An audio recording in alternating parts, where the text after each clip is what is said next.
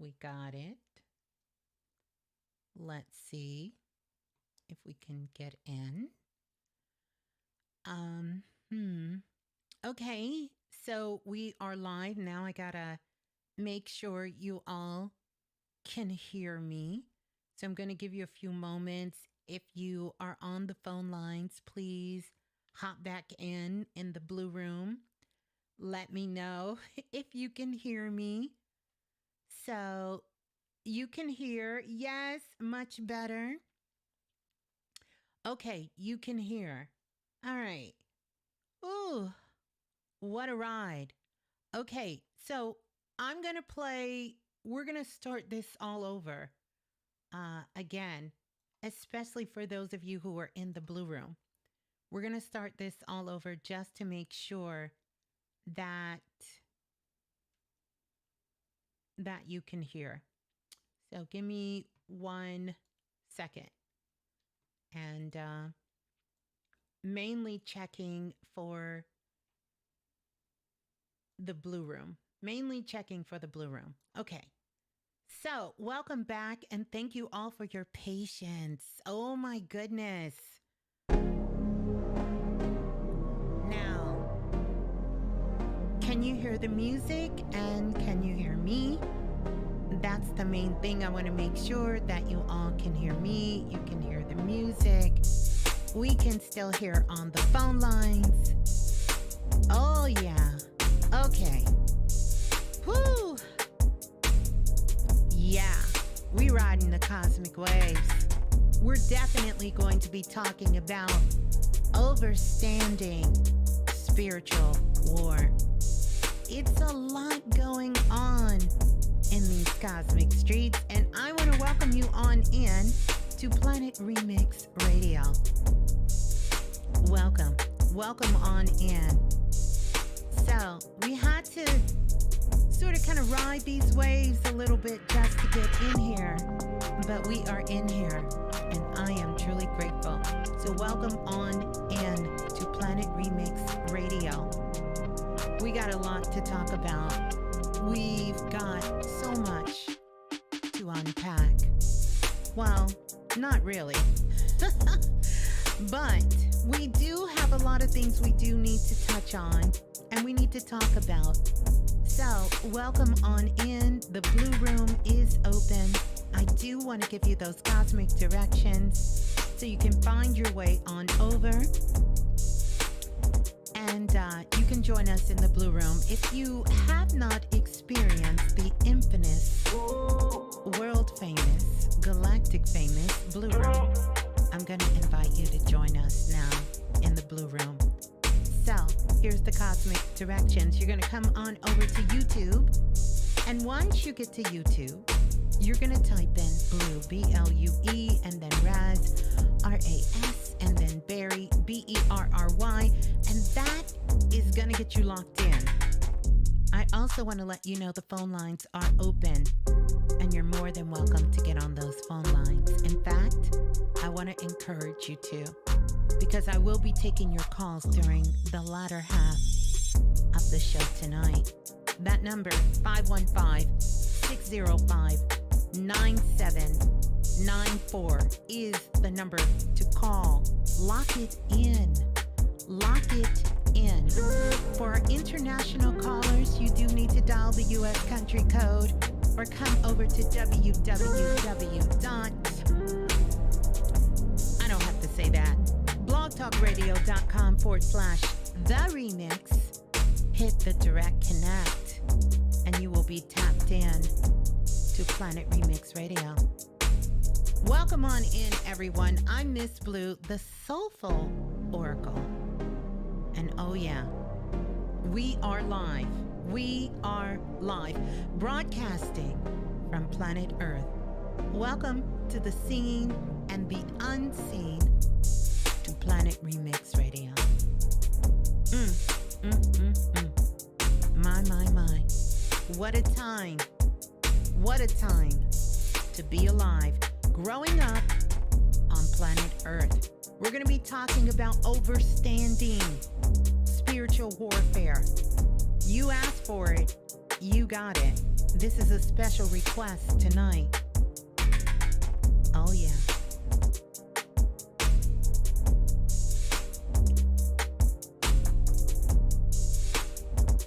Let's get those likes up, Soul Family. Let's get those likes up.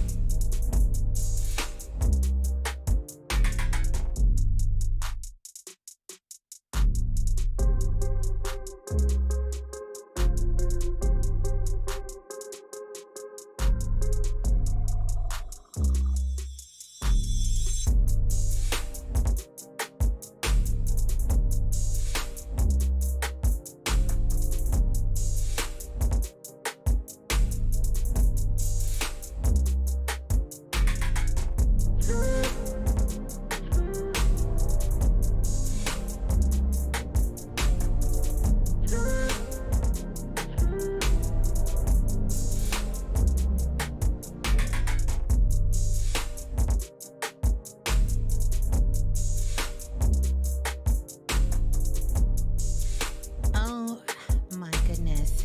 Don't come for me. No, really, don't come for me. That is the name of the intro beat. Shouts out to Planet Remix producer for dropping that track on us there. Wow. Welcome on in. It seems like it took a minute to get in the spaceship and to get everything fired up and to get us going. But we are here live on Planet Remix, and I am so glad. I'm not going to take a lot of time, but I am going to take my time. But the first thing that I want to start out by saying is, how are you feeling? And I really want you to take some time to think about that question. How are you feeling? Like, really? Especially over the last couple of days. We had the solstice energy, and I sent out a message for everyone who's on the text line. And by the way, if you're on Planet Remix text line, it is doing its own thing. It literally has its own dimension.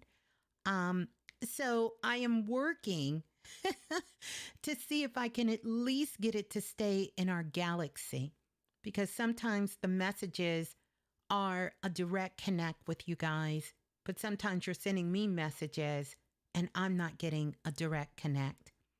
But I do want to share this with you while you're checking in with how are you feeling, because that's what matters the most.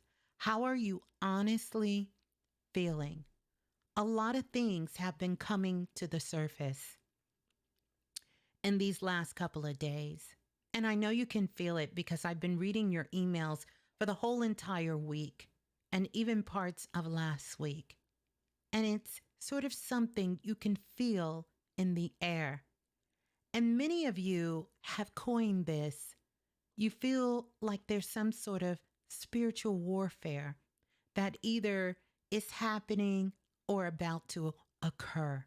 So we're going to address that. I'm going to address that. Many of you are experiencing a lot of ascension symptoms that are happening. Some of you are going through massive upgrades that are happening. You're having dreams, and these dreams are taking you all over the place. Some of the dreams are taking you into a past life. And I'm talking about a past life that you actually have lived in this incarnation here on planet Earth. So you've gone back as far as 2012.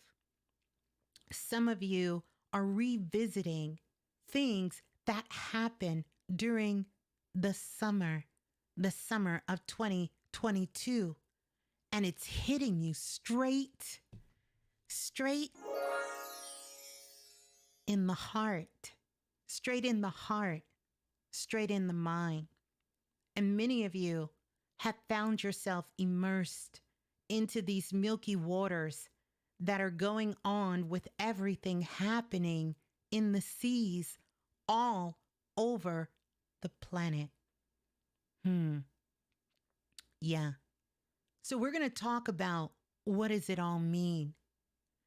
And we're also going to talk about spiritual warfare. If there is a spiritual warfare going on, and if you're in the midst of it, we're going to talk about what that means, give you some solutions, and then we're going to talk about where do we go from here, from this point. So that was a mouthful.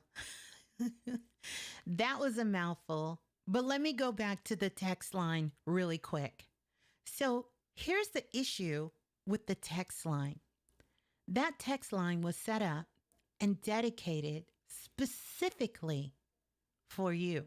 I did that for our soul family. That is something that I proudly pay for every single month, to have that line so that we can have the communication that we need. I can send messages to you guys. I'm able to check up on you guys, really let you know what's going on, and also sort of put you front and center in each other's lives. And even though that's what it's set up for, we took it to a whole nother level. And not because Ms.Blue says so, because the company has told me that basically that text line is designed for me to send you messages, to have communication with you guys, and occasionally for you guys to say something back to me if there's a question. But in the way that we're using the text line, it really isn't designed. And so we're getting bombarded because it's a good 700 plus people, I believe, on that text line. And you guys send me dissertations. And with every one of those characters, every one of those dissertations, I pay for. And that has nothing to do with the monthly service. So this is not exactly what the text line is designed for. So here's what I'm going to kindly ask, because I'm always open to hear from you guys, is that when you have something that is a deep message, a detailed message you want to send me, that you email it to me and not text it. Okay? And not text it. Number one, because chances are I will never see it, because so many messages are coming in all throughout the day, and I'm truly grateful I'm not able to answer every single one of them. And so even though I have someone assisting me and helping me with those texts, with the text line, I'm not able to get to them. So if you want to get to me and you want to send the message to Ms.Blue, then please send it to question, question, question, the number 4, blue @gmail.com.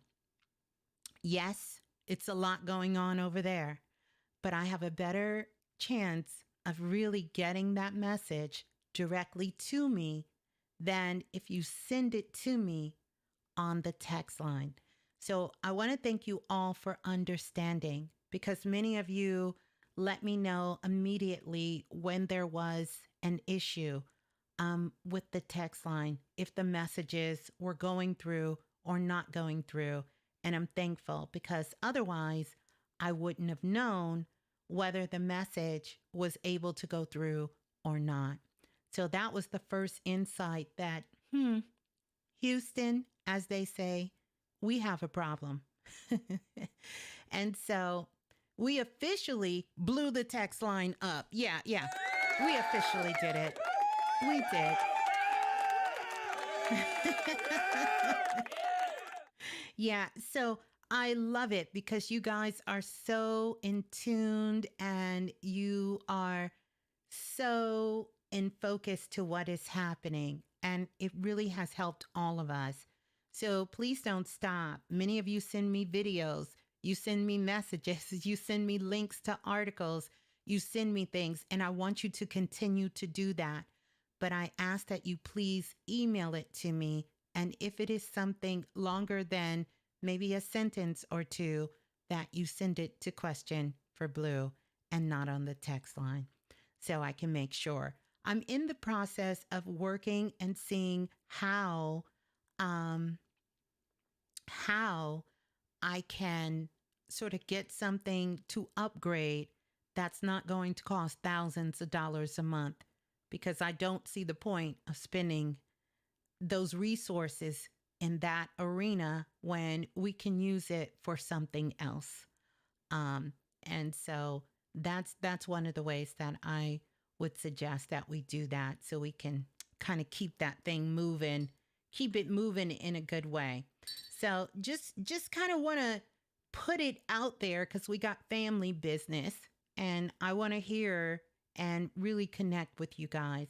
So I do want to keep the text line because it has been beneficial. We just have to, until I can find another workaround that will handle the capacity that we communicate with each other, we're just gonna kind of ride this wave this way. So that's what I wanted to start with. But meanwhile, and in between, let's dive in.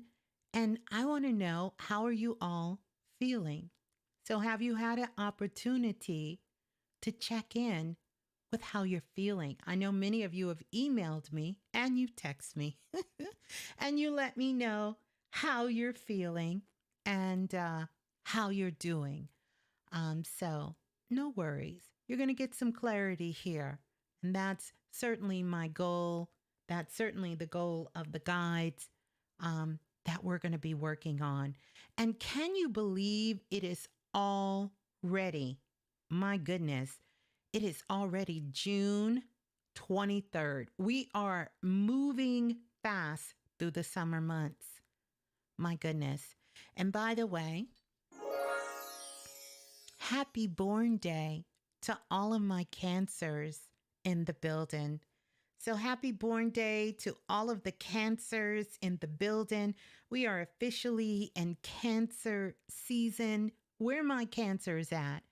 Want to send so much love out to all the Cancers in the building. And if you want to know why you feel in the feels, it's because of this Cancer energy that is here. Because this Cancer energy is directly connected to the moon. And we know the moon really sort of speaks to us in very, very unique ways. Very unique ways. Very deep ways. It's one of the ways, as one of my spiritual teachers put it, that we actually can check how much we have spiritually, emotionally grown since last year. Isn't that amazing?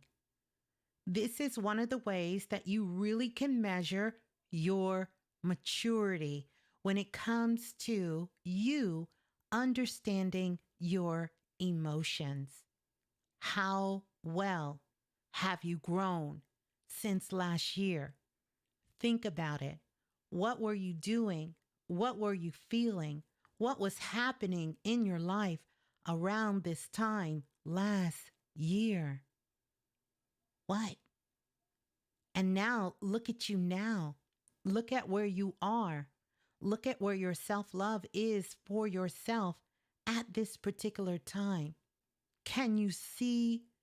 Can you feel your growth from the last time that we was in this energy here of Cancer, of this Cancer season? Now, the good thing about that, we all have Cancer energy in us, every single one of us. Cancer also represents that energy of the mother energy. It gives us all the feels. It gives us all of the feels. It gives us the feels at its highest level. It is churning something deep, deep within the depths of our spirit, of who we are. It's time that we really face this and really begin to understand it from a very, very sort of spiritual, but yet very practical kind of way. And that's what we're going to be doing as well. So let's get those likes up. I want to invite everyone on in. We have more than 130 people in the Blue Room alone, and we have about 69 likes. Let's go ahead and get those likes up so our soul family can find us. We are coming on a different time. And honestly, you guys, I really don't know. Like, I love looking out the window and seeing that the sun is still shining and being able to see my tree, my beautiful tree, and still see the sun still outside when doing Planet Remix. But I don't know. We're going to see what time works for us and what spirit has in alignment. And then we're going to go from there. But I want to welcome you on in, and I definitely want to welcome you all in. For those of you, if this is your very first time listening in, welcome to Planet Remix. Let's get those likes up. Let's get those invites out. If you know someone who can hear or need to hear the message, we're going to talk about some things that have been going on the planet this week that really has been occupying a whole lot of time. So the first place I want to bring your attention to is we're going to go back to the 18th. Now, many of you who have the galactic e-files, some of the things that I told you, well, let's just be real, pretty much just about everything I told you last month in the galactic e-files have come to pass this month. We talked about the sky and the sea and to keeping our eyes focused. And so, you know, a lot of things, a lot of downloads, a lot of things have been coming in and has been coming in very powerful. And now that I think back, even when that channel came in a couple of months ago of H2O, the elevation, you know, as things begin to unfold, it's really meaning something totally different, a little bit more sacred to me. And I know for you all as well, based on your thoughts, based on your comments, the reviews, and the things that have been coming to you in your life as well. But I want to go back to the 18th. And I want to talk about when I told you, matter of fact, this whole entire year is an electrifying year, and that we would be receiving massive downloads, but the downloads would be coming from the planet Earth. Now, we didn't get a chance to come on. I know I spoke about it in the last show, but I think it was Queenie who sent me some sort of article where they were talking about the Schumann resonance of planet Earth. These are the frequencies, the vibrations, the energy that the planet is making that can be measured. Those frequencies, those vibration, those hertz, that energy can be measured. And on the 18th, and even starting back on the 16th, the planet had done something. Now that I look into it deeper and I see exactly what Spirit was showing me when I was in the Akashic records, that the planet has done something that it has never done before. That pattern of that Schumann resonance was something that no one has ever seen before. Now, maybe seen isn't the correct word. The correct word was that no one never felt before. Because truly, for those of us who are sensitive beings on the planet, which I truly know that every single one of us have the ability, once we have tapped into ourselves, to be able to feel the energy and frequency on the planet. Some of us are a little bit more sensitive to that energy than others, based on our awareness. But nevertheless, in some shape, form, or fashion, consciously or unconsciously, this energy has made contact.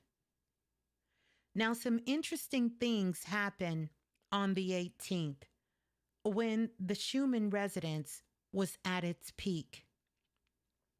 And I know you all may have heard of this, but there is a company called Ocean Gate. And Ocean Gate had this sub, or what they call a sub, it's like a mini submarine. That's what I call it. And in that submarine, they took 5 passengers. And these 5 passengers went down into the depths of the ocean. And they were going deep, deep, deep down into the ocean. Imagine that. Cancer season, which is about the depth and the deepness of the emotion. And think about it. My throat is just getting clogged up, even understanding this, but going to the deeps and going in the depths of the ocean.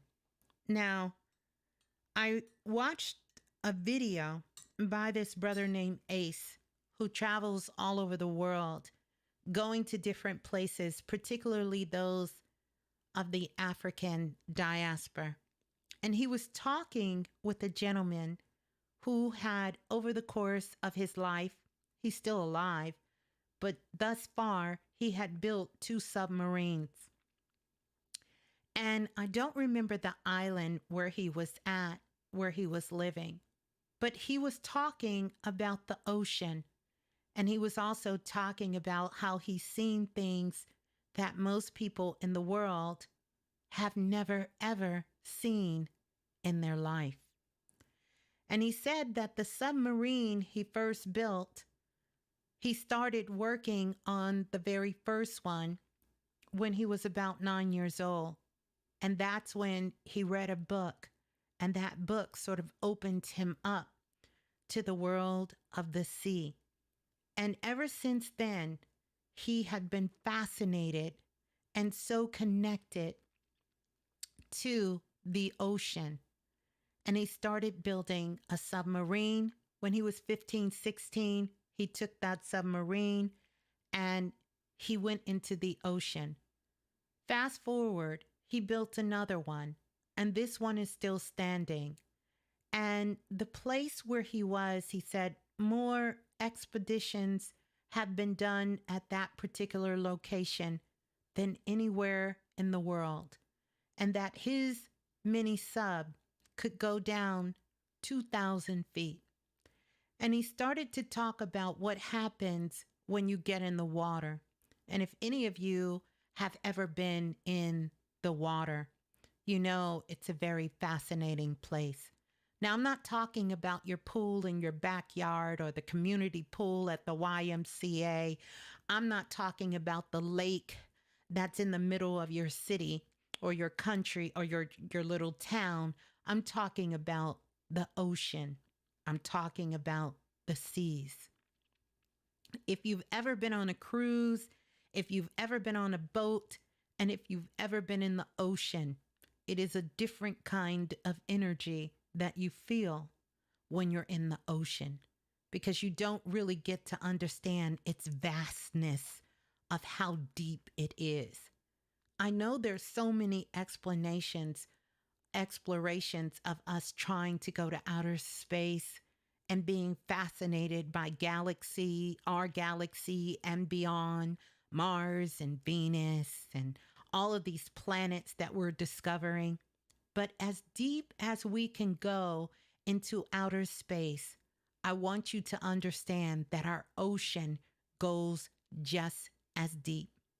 I remember a channel I got maybe about 10 or 15 years ago. And in this particular channel, we were swimming through the ocean. And there was a point where the ocean and the sky met. And I remember thinking to myself, wow, the ocean and the sea meets. They have a meeting point when they come together. So as deep as our sky is, that's how deep our ocean is. And he talks about once you get past 500 feet, once you go 500 feet, you have left photosynthesis, meaning no sunlight is reaching you at that depth. Well into 200 feet into the ocean, you start to see plant life and sea life that you have never seen before, that very few people have even had pictures of. In fact, he had a book, and in this book, there are some sea animals, sea creatures, whatever you want to call them, that there may be one or two pictures that exist on the planet. And he was able to come face to face with these things in his submarine. I'm telling you this because I want you to get an understanding about when the 5 billionaires went down to go see the Titanic. Now, this is going to be my take on this. This is what I received in the channel because many of you emailed me when it first happened and asked me to check, and did I think that they were still alive? Would they be found? And what was going to happen? And I haven't really looked at the news to see much other than reading the titles of what has happened.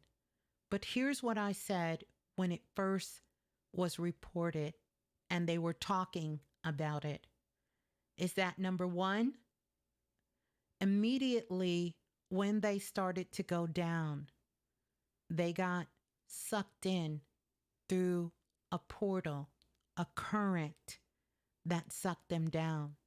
And a part of it had to do almost like a magnet. And this is what Spirit showed me, was like a magnet. Something about what that craft was made out of, and something about what the Titanic was made of. Those two currents connected, and it was pulling them faster than the water would allow. And that is what caused it to implode upon itself. Now, that wasn't my words that I used. I said the ship split apart and everything split apart. But I wanted to go a little deeper than that, and I wanted to ask the question, what would make them want to go at this moment and this time to go see the Titanic. We know this story of the Titanic. We also know the real story of the Titanic. But this has got to be a fascination that is greater than just wanting to see something for yourself. To be placed inside of a tube where they bolt you in with 17, 18 bolts and take you down into the ocean, knowing that there's absolutely no way to get out. And also knowing that really no one can come save you. But something was calling them to come and to see this. Now, a couple of weeks ago, I told you all the Akashic records were open. A lot of our past lives were coming to the surface. And here's the question. Here's what I picked up. That those souls, at least 3 of them that was aboard that expedition, had a past life when they were on the Titanic. And that was their reasoning for wanting to go down there to see that for themselves, to get closure. The other 2 were 2 of the individuals who were alive at the time of the crashing of the Titanic. And they witnessed it. They actually witnessed it and was on the other side hoping that they would find some survivors or their family members would come back. And because of this, they went down there. They went down there because their soul, their spirit was calling them to go down there to see it for themselves. Because many of the things happen so quickly. It happened so fast. And that is what I did tell the person who called me and asked me, what did I pick up that was going on? Is that they didn't suffer. It wasn't a drowning. But yet, these 3 individuals who was on the Titanic, they literally drowned. They were alive and they were fighting to stay alive. But on this trip, it happened so instantly. And because of the magnetic pull, they instantly left their bodies. Instantly. And so it was a very quick passing for these souls. And I send ashe and I send blessings to them and to their family as they continue on their journey. Now, the reason I'm mentioning this to you, because that was a story that bombarded the media and everyone was aware of it. And everyone, many of you, if you felt yourself called to this story, if you felt yourself checking for updates, I want you to know 1 or 2 things. A, either you were on the Titanic in a past life, or B, you were alive during the time the Titanic crashed. And this is what the fascination is. So if you have family members, friends, someone emailed me and said their grandmother was so intrigued with this story and was watching it minute by minute, searching for any news, anything on this. This is why, because this is a place that you spent a past life.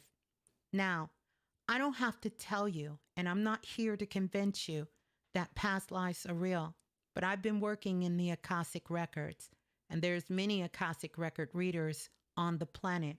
I'm not the first to do it. In fact, they were reading Akashic records back in ancient Egypt, and there is documented proof that I have that really shows the Akashic records existed, and the ancient Egyptians were the ones who really left this information and made it public. And I'm not talking about the Sphinx. I'm talking about there's an actual stellar. And in that actual stellar, it documents the process of being able to walk and talk and speak and connect with the Akashic records. All of us has the ability to connect with the Akashic record. But I will not lie to you.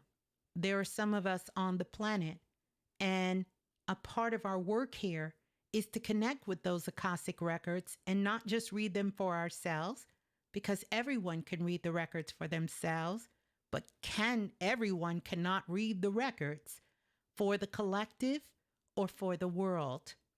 Edgar Cayce was one of the known prophets inside the records, but he was just one of the ones that was chosen to be pushed up front in the world. There have been many record readers in every time that humanity has existed in the world. So,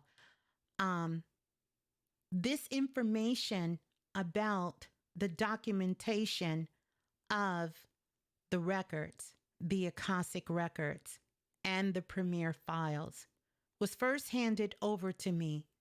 And many of you are familiar with Dr. Ben. He did a lot of work of making the connection between the African continent and ancient Egypt, also known as Kemet, and also Brother Reggie. So Brother Reggie did a show on Planet Remix, and in that show, he disclosed a lot of information about the Akashic records. And there was information that was given to me offline about the proof of the Akashic records from Brother Reggie. But I wanted to put that there so that you can understand. And I know this may be shocking to all of you, but one of the things I've learned in working inside the records is that we have been all things on this planet. And to think, because if you look at your skin, if you look at your culture, if you look at where you were born in this world, and you think that you have been born in this world only in this particular race or only in this particular culture, you are fooling yourself.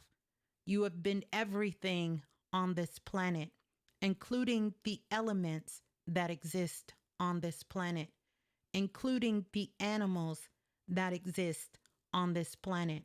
You have spent time in all of these different incarnations and evolved yourself into the person, into the culture, into the community, until the nationality that you are in now.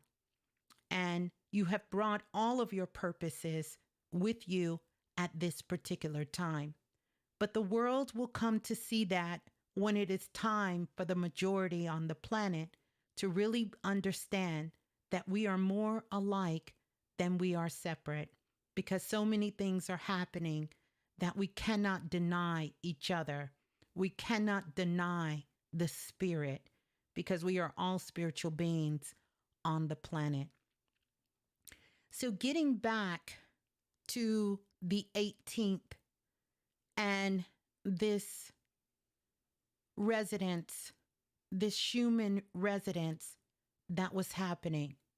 There was also something else that was happening way on the other side of the world that, while everyone was so bombarded by the main media, they were talking about the 5 passengers aboard the sub, that no one talked about what else happened, where they're literally calling this the world's most tragic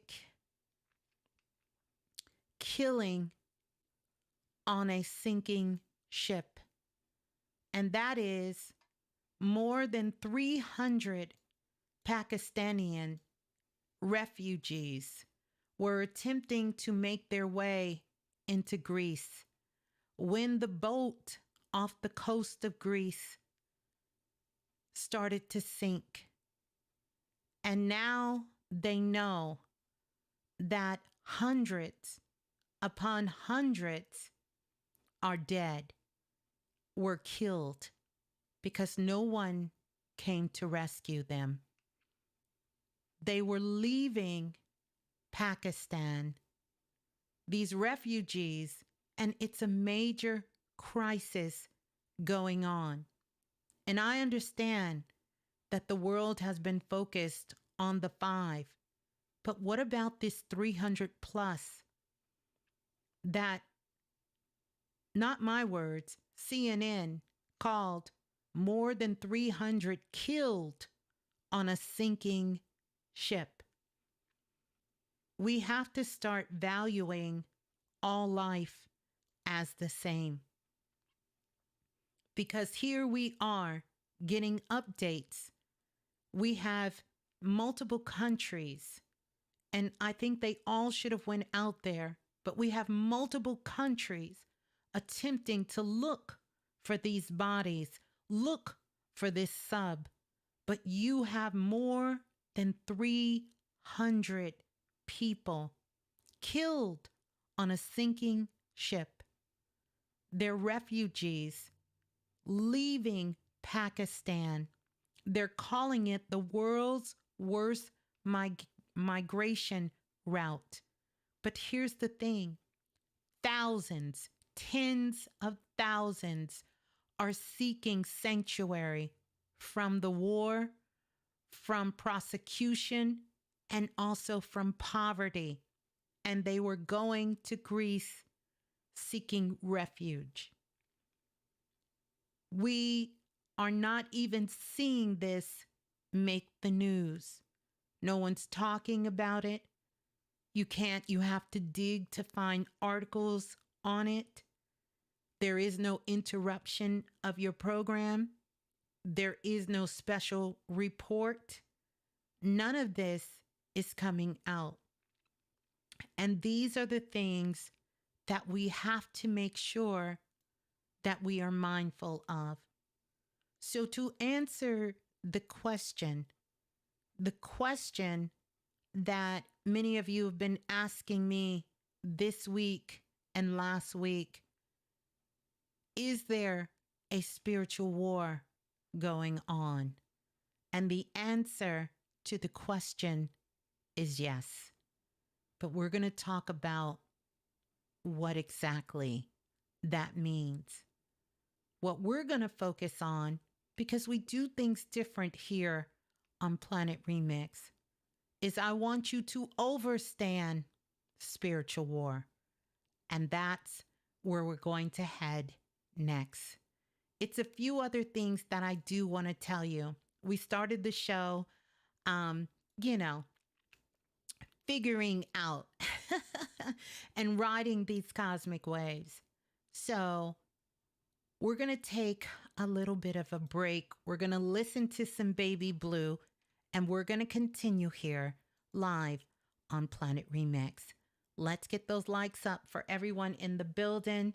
I'm going to get some shots out because I haven't even done that. And we're going to get into it. So let's get ready to listen to some Ms.Blue.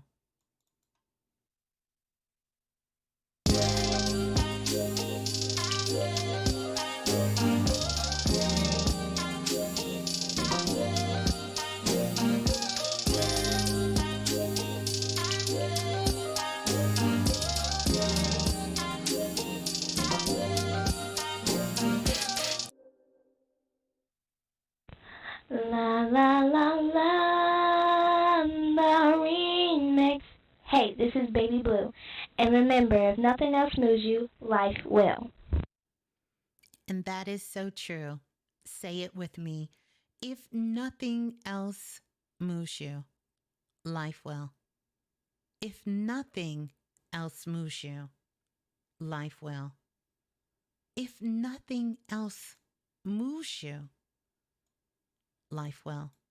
And we're going to send love and blessings and ashes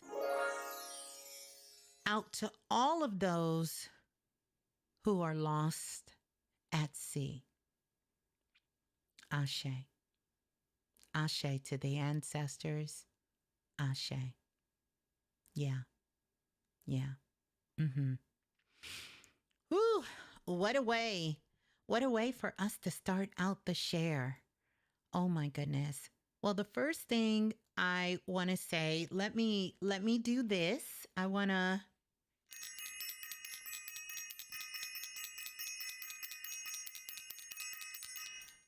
ring the bell for Self-Invested, and shouts out to all of Self-Invested family members and everyone who was self-invested during this last session of Self-Invested, sending you all so much love. And as you guys know, Self-Invested season starts back up. It's going to start back up around, around August, September, around that time frame. So I definitely want you all to make sure that that you get yourself ready for that. If Self-Invested is something that you think you may be interested in and joining. So you should start to hear some announcements. And one of the best places I can tell you is going to be right here on Planet Remix. And of course, the text line for those of you. But don't worry, I will let you know when Self-Invested is available and ready for all of us or everyone who's interested in being a part of the Self-Invested workshop. And so sending love out to all of our Self-Invested family members, because once self-invested, always self-invested. The other thing that I want to do is I want to send a big, big, big, big shout out to everyone who has the Akashic files and you're doing your work in the Akashic records. I can't tell you how powerful it is to be working in the Akashic records at this particular time. And I know so many of you have emailed me. You're already seeing the transformations because you're doing the work. And I'm forever grateful and so thankful for you. Continue to do that work and work in those Akashic files, in the Akashic records. It's so needed at this time. Past lives are coming to the surface, no pun intended, coming to the surface really fast. And many of you, what you're feeling right now, that's actually what you're feeling. Emotions are going to be running high no matter what phase the moon is in, because we're in a time to really start to elevate certain parts of our lives. And I also want to say thank you to everyone who purchased H2O Spiritual Elevation, the water magic. Yes.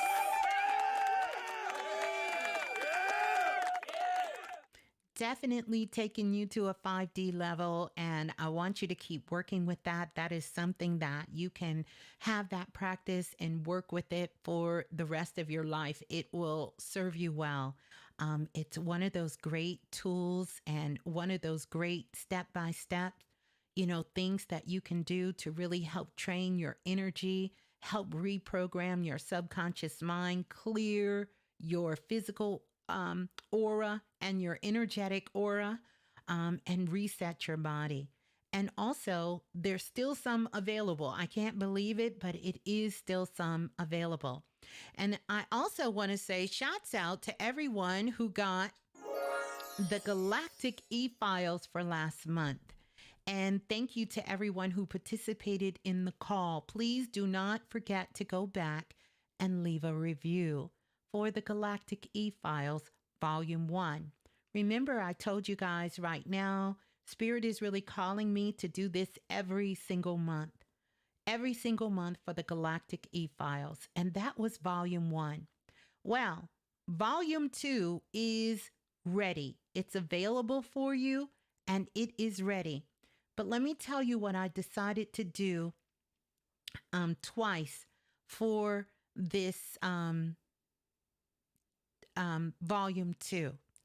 It's in 2 parts. So I have the Galactic E-Files Volume 2 for those of you who just want to purchase the Galactic E-Files Volume 2. It's going to be for the month of July. And when oh my goodness, when I tell you, I did this last week, but I just put it up today. Spirit said to put it up today. When I tell you, you thought Volume 1, wait till you see what July has in store for us. But I did it in 2 parts. So the Galactic E-Files, for those who just want the Galactic E-Files, you'll get the recording. You'll get everything. It's listed there. But those of you who want to be with the Galactic E-Files for the month of July and also attend a very special call, because Spirit laid it out for me. And I'm telling you, every time I do this, it's getting better. And I'm really being open to the process. I wanted to be a little stubborn and say, no, I want to do it exactly the same way every month. But let's face it, our energy changes every month. We change every month. And so there's different needs that we're going to need for every single month. The month of July, I have coined this month based on what my guides have told me, and remind me to share something with you about that. The month of July is the telepathic mystic. And so I'm going to be doing a call, a very special live call called the telepathic mystic. So for those of you who want to get the Galactic E-Files Volume 2, you can get that and you can bundle it with the telepathic mystic, both of them. And they are available now. I'm going to put it up because when it sells out, it sells out. I just would say to you, make sure that when you are purchasing, you purchase the right set. So you can have what you feel you need or what's going to best suit your needs for working with the energy this particular month. I'm going to put the link. Well, I thought I was going to put the link up. Let me see if I can get the link for you guys. I'm going to put the link up so you can have it and you can download it. You know, last month it sold out within 24 hours. So I definitely want to encourage you if you want to get it. I made it so everyone who wants it can get it. Like literally, everyone who wants it can get it. And they can also be on the phone call as well. So the link is in the Blue Room. And for those of you who are listening to the show in the past, and coming to the future or from the future, joining us in the present, you can look in the show notes and the link is the Cosmic Astro. If you go to https://bit.ly/cosmic with a K Astro, you'll be able to get that as well. You know what, Tribal? You know what? So there you go. You'll be able to get that. I am so excited. I can't wait for you all to hear this. And I cannot wait for us to do the call. But you'll be able to see if you want to get the call, you can get the deal, get the bundle where it says Telepathic Mystic Call plus the Galactic E-Files Volume 2. Or if you want to just get the Galactic E-Files Volume 2, get that. Make sure you choose carefully because the one you get, that's what you're going to have. These are final downloads. I put a lot of work and a lot of energy in there. This channel came through from the Oracle Council, which I go into that and explain what the Oracle Council is. And when I became a member of the Oracle Council, and I'll start sharing more of those messages as well. So I wanted to put that out there so you all could get that and you can be a part of that if you wish to get that. But listen, some powerful stuff for the month of July. You'll have it well in enough time. So whatever kind of work you're doing, anything you want to do with yourself, all of those things are in there. You get the message from the spirit guides, touch on the ancestors, DNA upgrades and activations, energetic rituals you can do. You'll hear the channel, which is coming partially from the Oracle Council. I talk about a numerology code in there, expansion codes, cosmic energy. It's an end time forecast, live activation, take you step by step when doing the work. And there's also manifestation portal dates in there. You will have manifestation portal dates. What I want you guys to know that when I'm primarily giving you messages, and I know all of my word shouts out to the priestess in the building, know this, that I don't go do research. I'm not listening to other people. I am strictly taking the channel and I'm putting it out there. And that's the pureness you've gotten from us on Planet Remix. We truly have, even though we're working on ourselves, we truly work from spirit. And this is why it's been so real to millions of you guys from all over the world. In fact, I will say to you, I really like this format of being able to give you information and give it to you in this way because it empowers you, because it's making you a stronger, intuitive being. It's enhancing whatever those spiritual gifts are inside of you, because you get to sit with the work and you get to do it at your own time, and you get a step-by-step blueprint. You get a guide that gives you details and you can go back over it. You can listen to it and then you can put your magic in it and then you can mix it and then you can take it out into the world, whatever you're doing, and you get to utilize it and you get to see it in real time. I told you all 2 years ago, I was moving in this direction. My goal is to let you know that everything that you see me do or anyone else do on the planet that's here or was here in the past or that will come in the future, that you can tap into this energy too. We have to begin to start utilizing all parts of us. We can't just work on our intellect. The intellect is important, but we have to also work on those internal, unseen spiritual gifts inside of us as well. We have to raise that frequency. You have to work your psychic muscles. You have to work your intuitive muscle. You have to work your connection, whether that's prayer, whether that's meditation, whether that's channeling, whether that's remote viewing, whether that's tapping into your Akashic records. Whatever that is, you need to be working these. The link doesn't work. Well, it's working for some of y'all because y'all is clicking it and getting it. Listen.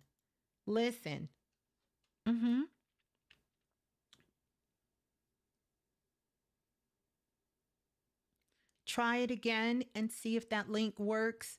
But my goal is to have everyone who listens to this show to get that, to get this information and begin to start working with it. It will change your life. If you do the work, you will see the changes in your life. You will see them. And it's not going to take 10 years. It's not going to take 60 hours. You're going to start to see it immediately. To begin to start to do this work. You know, this isn't for the faint at heart. This is for those that really is serious about doing their work and elevating their work. Yeah. This work is for July. However, I'm going to tell you something. Start diving in, because just like last month, there are some things that may take a while before you finish them. Those of you who were working last month, we have work from last month that probably will last us for this whole year and into next year. And the same is going to be here. But there are some key factors of this energy that's going to shift as soon as we get into July, which really, I didn't realize it till talking to my son tonight. That literally is what? Next week? After next week, we have literally like 1, 2, 3, 4, 5, 6, 7, 8 days. And we are in next week. Literally. We are in next week. Yeah. You had the downgrade. Android is not a downgrade. You can never be a downgrade, Third World University. Yes, anyone with a phone line can join the text line. And, oh, by the way, shouts out to our moderators. Lola Falana, Lance, and Mr. Dante in the building. Shouts out to our moderators. They'll put the text line number up for anyone who wants to be on the text line. And again, I do want to remind you, make sure you're getting the right one. If you just want the download, you can get that. But if you want to be a part of the call, and it's going to be a live call that I will do sometime during the month of July, and whatever email that you sign up with, you don't have to leave me a message. I will let you know when it's time for us to get on the call. The difference is with this call, with the first call, Spirit was just kind of showing it to me, and I was really seeing if it was a good fit. I did that call, as a gift. With this second call, you will be able to have access to go back and listen to the second call. So if you miss the call, or if you're at work, or if you're traveling, or if something is going on and you can't get on the call, you'll still have access to be able to listen to the call during the month of July. You'll still be able to listen during the month of July. So you don't have to worry if you can't be able to get it. And let me tell you, the call, thank you for that, Queenie. Queenie said the call will be jam-packed with gems. Yes, the call is me straight channeling. I'm straight channeling. And when I tell you the things that come through in the call, it's totally different than what the download for the month is. You're going to get extra stuff that's also on the call. So this is a way, spread the word, because you guys know last time it was gone, sold out right away. So for those who are serious about this work, want to be about this work, get it while it's here, because once it's sold out, it's sold out. Yeah.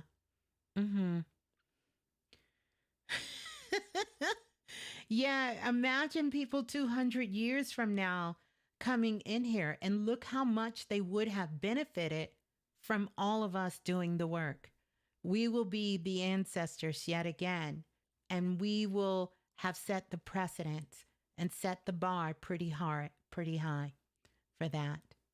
So yeah.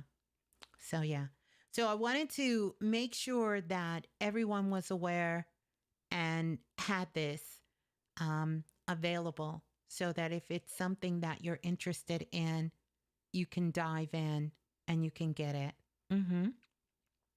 Yes, thank you for that, Queenie. And make sure you put the right email address in. A couple of you last time, even though I had to, y'all made me, listen, y'all keep me sharp, because I had to use my psychic abilities to try to figure out, y'all have about 20 names in these cosmic streets. I had to figure out who it was. But I did figure it out. Spirit led me directly to everyone to make sure. So just take your time and make sure you're able to get it, and to do that. And wow. Oh my goodness. Thank you to everyone who is purchased and making their purchase for the Galactic E-Files Volume 2 and for the telepathic mystic, because this month is all about the telepathic mystic. And I'm sure many of you are feeling very telepathic as we speak. As we speak right now, you're feeling telepathic. Yeah, you're feeling telepathic. Yeah. So make sure you get the galactic e-files, the telepathic mystic. And let me say this, we're going to keep things very clear. You're not going to be able, if you just got the galactic e-files, to come back and say you want to join the call. Because if you do, then you're going to have to, if it's available, you're going to have to purchase the bundle deal. So make sure you're getting what you really want. Okay? So we're going to be responsible while growing up on planet Earth, because I see some of y'all, and I'm just going to tell you, I understand my worth, and I'm doing this at a price so that everyone can have this. I want you to know the best investment you can make is in yourself, because anything else that you get from Ms.Blue, my OGs know, it is certainly worth it. And by no stretch of the imagination am I slighted for how much this information really is worth. So if you cheating yourself, don't cheat yourself. Don't sleep on yourself, because I'm definitely not sleeping on me. So I want to let you know that. I do want to let you know that. Okay. So make sure that you are getting what you want, because you are certainly worth it. You are certainly worth it. Yeah. And those of you who've been around, you know, we give y'all a lot of good gems here. And it's not because we don't think you can manifest, because I know you can. Your greatest testimony of your manifestation is the fact that you're here. And I know that when we buying crystals, when we getting them t-shirts, when we paying for them blue checks on our social media, you know, when we eating out, you know, when we doing these things, make sure that we are taking time to invest in ourselves. Yeah. And if that's a struggle for you at this point, no shade. Make sure you check the archives and you tap into some magic here so you can get yourself in the position where you can manifest what you know you are worth investing in. Because there's people out here that will charge you hundreds of dollars for information that we give to you as a collective here on Planet Remix.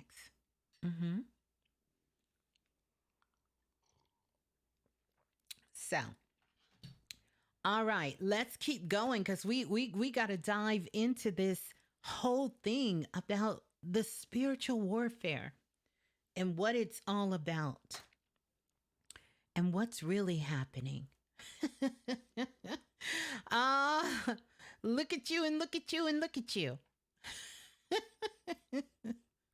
Look at you. Look at you. So yeah, seriously, congratulations to everyone who purchased the galactic e-files and the telepathic mystic call, which we'll be doing during the month of July. Woo, look at the girls. They coming through like boom. Do you see that? And just take in the digital magic, because it is energy and transmissions in the e-files. I feel like we need that music. You can purchase just the files alone, right? Without the bundle. You absolutely can, but you will not be a part of the call. And if you later in the month decide you want to be a part of the call, The only way you can is if you purchase the bundle. Choose Love Always says, yes, H2O has me on a different level. That's what I'm talking about. By the way, why don't we do a quick shout out really quick while we continue, for everyone to make sure you shout out if you're in the Blue Room, where you're from, what city, what state, what country you're representing, and let's do some shouts out in the Blue Room. Let's do some shouts out. Shouts out to all the divine priestess in the house, all the babies graduating. Shouts out, New Jersey is in the building. Mississippi is in the house. Vancouver, Washington is here. Welcome on in. Shine, New Orleans is in the house. Chicago in the house. The underworld is here. Manchester, UK is in the building. Welcome on in, Karmic. Philadelphia, PA in the house. Dallas is representing. Phoenix, Arizona. Memphis, Tennessee. Melbourne, Florida. The ATL is in the house. Sammy representing South Carolina. Welcome on in. YOLO says, it's my birthday. Welcome in. Hinesville, Georgia is in the house. Welcome on in. Montgomery, Alabama. Savannah, Georgia. Jersey, Louisiana. Memphis, Tennessee. Sheila is in the house. Vegas is in the house. Arizona, Baton Rouge. Inglewood, California is here. North Carolina is representing. In the building, Brittany Vise. H-Town, Houston is in the building representing Brother Man in the house. Inglewood, Georgia. Los Angeles in the building. Barbados. Welcome on in, Barbados. I know that storm is going your way. Columbus, Ohio in the house. Los Angeles, Geo in the house with Mama Gail. Who else is in the building? Milwaukee is in the house. Welcome on in. Oh my goodness. Brooklyn, my hometown, is in the building. Welcome on in. Kansas City, Missouri. Miami is in the house. Welcome in. Detroit, Michigan. Who else is in the building? Philly, we got some more Philly love in the house. Plantation, is that right? Florida in the house. Welcome in. Atlantic City, Till the Coast Mine. Welcome in the building. Welcome on in. Oh my goodness. And again, happy Born Day, Connecticut in the building. Welcome on in, as well as our international listeners that is listening from all over the world. Welcome in from all the countries listening in. So let's get back to why you may be feeling, or the world may be feeling, that there's a spiritual war going on. I really want us to get an understanding. No, not an understanding. Get an overstanding. An overstanding of spiritual war. And for us to get an overstanding of what a spiritual war is, we're talking about something that is unseen. Meaning, for those who are unaware, it is something that you are unaware of, that is unseen. You cannot see with the physical eyes, even though its manifestation may show up in your life in a physical way. We know that everything that happens starts in the unseen world first. It's the first place that it starts. And when it comes to spiritual war, the breeding ground for war, the breeding ground for battle is within. That's in the mind. It truly starts in the mind. Now, hear me out, because I know what some of you are saying. And we've allowed all of these things to really take a hold of us. But this is truly the birthing ground for war. It has to start on the inside. Otherwise, you could not make a connection with it. So if we can somehow understand, overstand how this war can get started in the first place, then number one, not only will we win it, but we can eliminate it. I want to take you back for a moment, and I want you to think about when you felt like you were under attack. Notice I didn't say when you're being attacked, but when you felt you were under attack. When you felt like things were against you. When you felt like something was against you. And if anybody can relate to that, then you will know that it started inside. It might have reminded you of something when you were a child that someone said, that someone did to you, that something happened. And in some cases, you might have witnessed. That you might have witnessed. Maybe you were just too young and you just couldn't do anything about it because you were a child.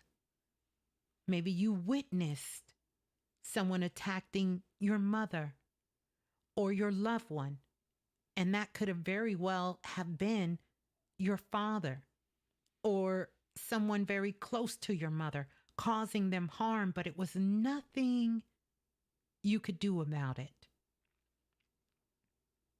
Maybe you were at school and you were being bullied, and it was nothing you could do about it. Or simply there was someone who was in your presence, but you knew that person meant you no good. You couldn't quite put your finger on it. You don't know exactly why you don't like that person. You can't really explain why you don't trust that person. You can't really explain why you don't want to be around that person. But it was just something about them that made you feel uneasy. And then finally, you let your guard down in the hopes that you will be able to grow out of some of your insecurities, only to find out that you were right. See, this has happened far too long. Now, many of you were present when we did the workshop, the hoodoo, voodoo workshop.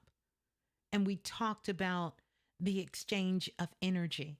And I'm not telling you that every energy out here in these cosmic streets is positive energy, because that's simply not the case. In fact, inside of each and every single one of us, we have particles that are positive and particles that are negative. We do. And everything in between. But how we choose to express ourselves and express those particles really is based on our own inner standing of who we are and what we're choosing to express.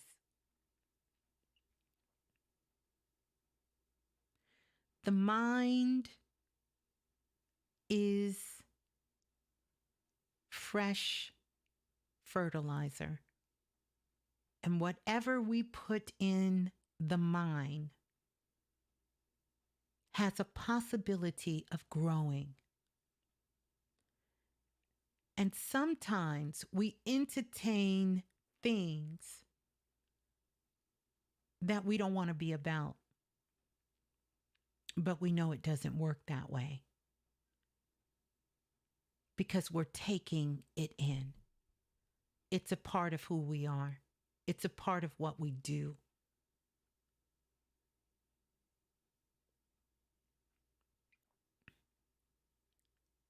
There comes a point in everyone's life when they're faced with what feels like a spiritual war. Now, I could take, and I probably could do a 5-day dissertation breaking down spiritual war.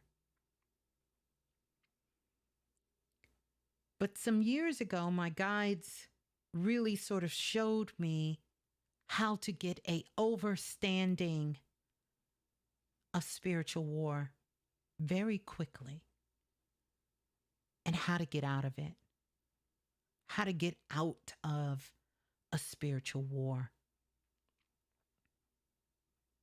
And I'm going to tell you, when I first heard it, I almost thought, this is way too good to be true. See, because our world, and we live in a world of contrast. But here's the key to understanding about a contrast.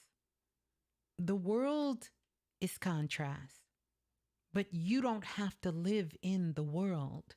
You can elevate your consciousness.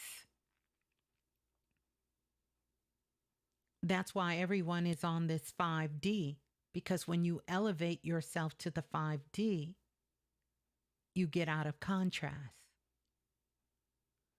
You get a chance to see things holistically. You get a chance to elevate yourself, to have a better understanding, a better overstanding, a better understanding. All of the standings become front and center. Yes, there is a transcendence that happens. There is an elevation that happens. And things start to crystallize themselves. You know what happens when something crystallizes? It becomes solid. It becomes in a solid form. It crystallizes. If you pick up a crystal right now, that crystal is solid in its appearance. Even though there's a lot of things that are happening, that is moving, that is grooving, that is vibrating, that is shaking inside of the crystal. But it's solid.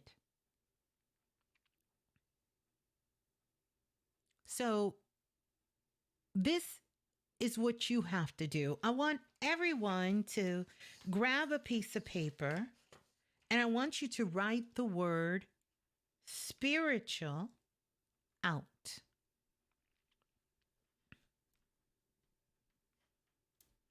And then write war.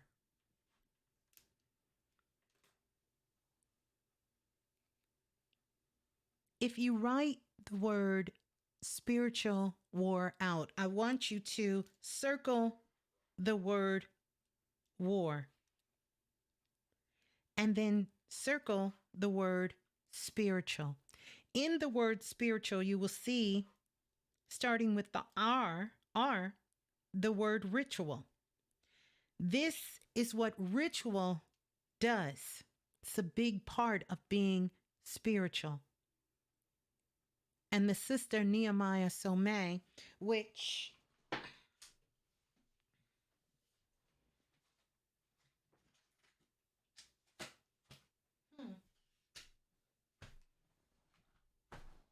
I thought I had her book right here. One of the very first videos I ever did on YouTube, I talked about the sister Nehemiah Somé, Ashe to her. And she talked about how physical food is for the body, as rituals are to the spirit. And that's why ritual is in spirit. So these things, these tools, these tips that I'm giving you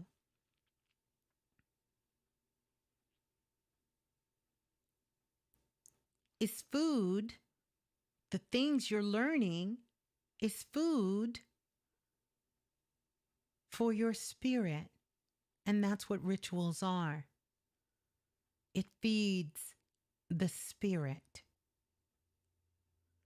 And that's important to understand that. Just as if we start to talk about the brain, thinking is for the being, but thoughts belong to the brain, and feeling belongs to the body. And rituals are for the spirit. So my guides were showing me how you can get out of this energy where you feel like you're fighting. You're fighting. You feel like you gotta fight. You got to fight for everything in your life. You have to fight. It's a struggle. You know, so many times we hear the struggle is real. When we're resisting, see, these are all indications of a spiritual war. When we're pushing, when you feel like you're drowning, when you feel like you're fighting. All of this. But they told me the quickest way to exit, to win a spiritual war. If you take the word war and you write it backwards, what does it spell? What does it spell? You write war backwards. What does it spell?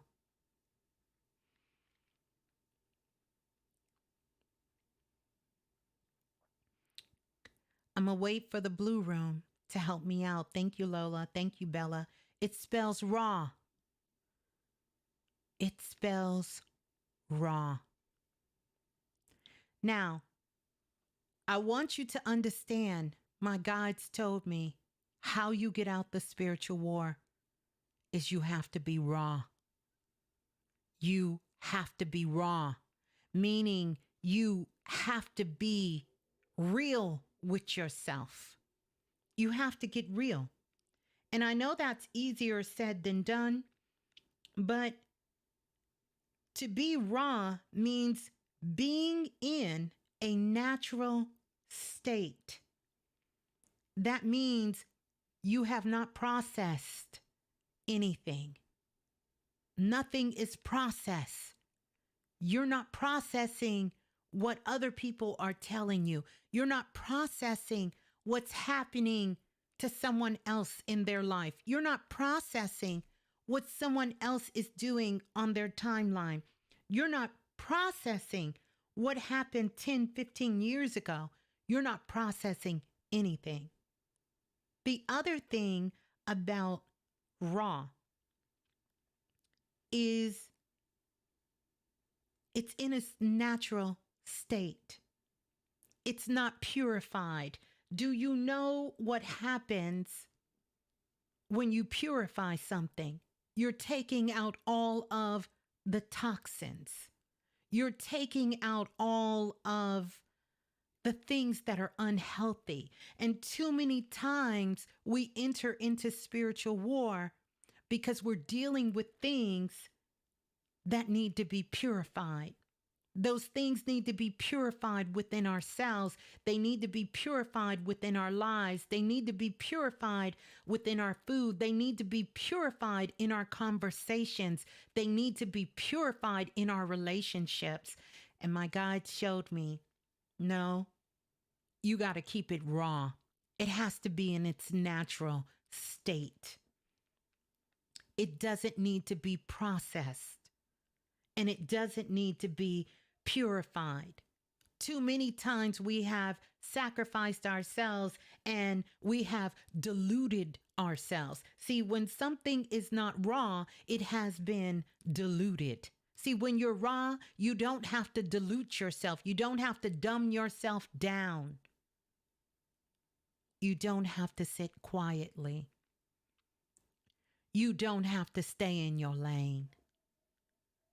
Someone else doesn't get to tell you what you need to be doing, when you need to be doing it, and how you need to be doing it.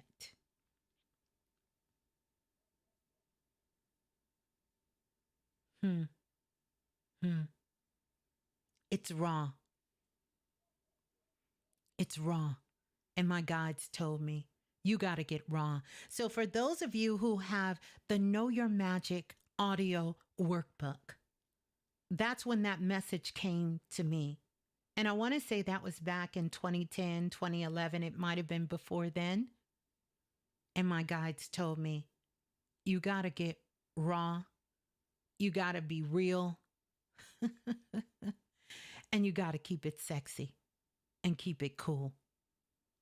But the importance was getting out of that struggle, getting out of that fight, getting out of that warfare, is being real. And the first person you have to be real with is yourself. See, because you know your weakness better than anybody else. You know your shortcomings better than anybody else. You know what you're really feeling better than anybody else.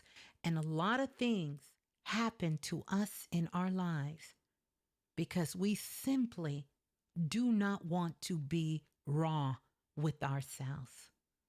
We don't want to sit with ourselves, and we don't want to face that this situation happened because of me, because I was insecure, because I didn't trust myself, because I was desperate, because I was angry, because I was jealous, because I was mad, because whatever the reason is, we don't want to take responsibility, because once you take that responsibility for being raw, for being real, there's no more attack. There's no more warfare. There's no more distractions. There's no more what she did and what he did and what they said and what they did and what I think and what I know and what should have happened and what I told them and what I was trying to do and what they said and what we did and what really happened and what you don't know and what I'm trying to tell you and what you can't see and what I see. It's none of that. It's none of that.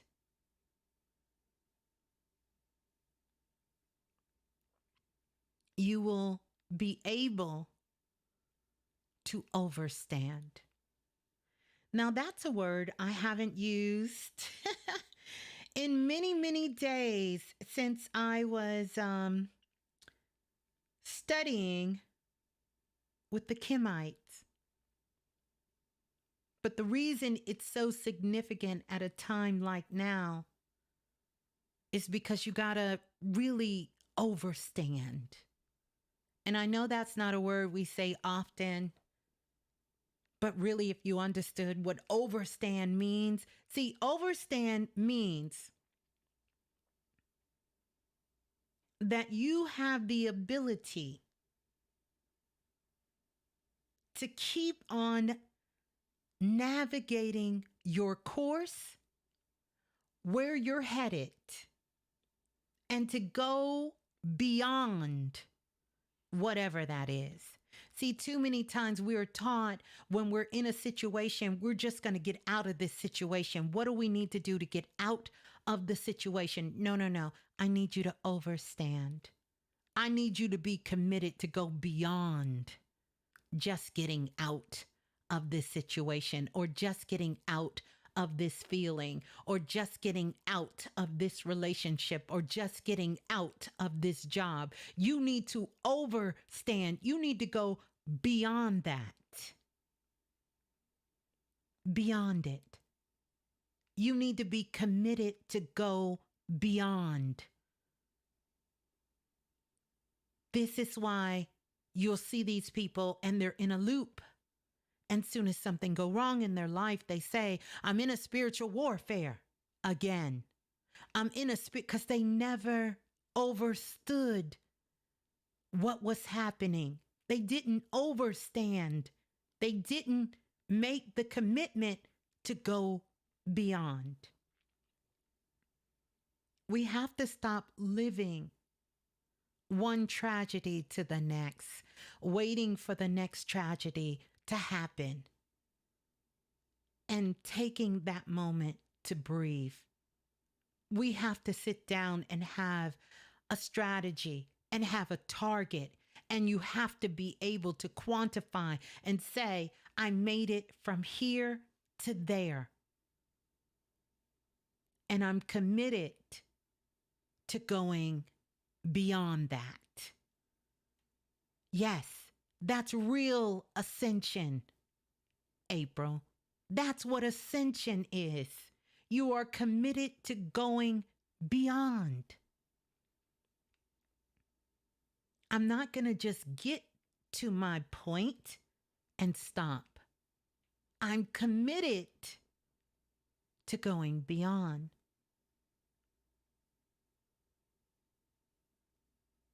So if you find yourself in the midst of some sort of spiritual war, there is some checkpoints that's going to help you get out of this situation very quickly. Number one, what does your ritual look like in your life?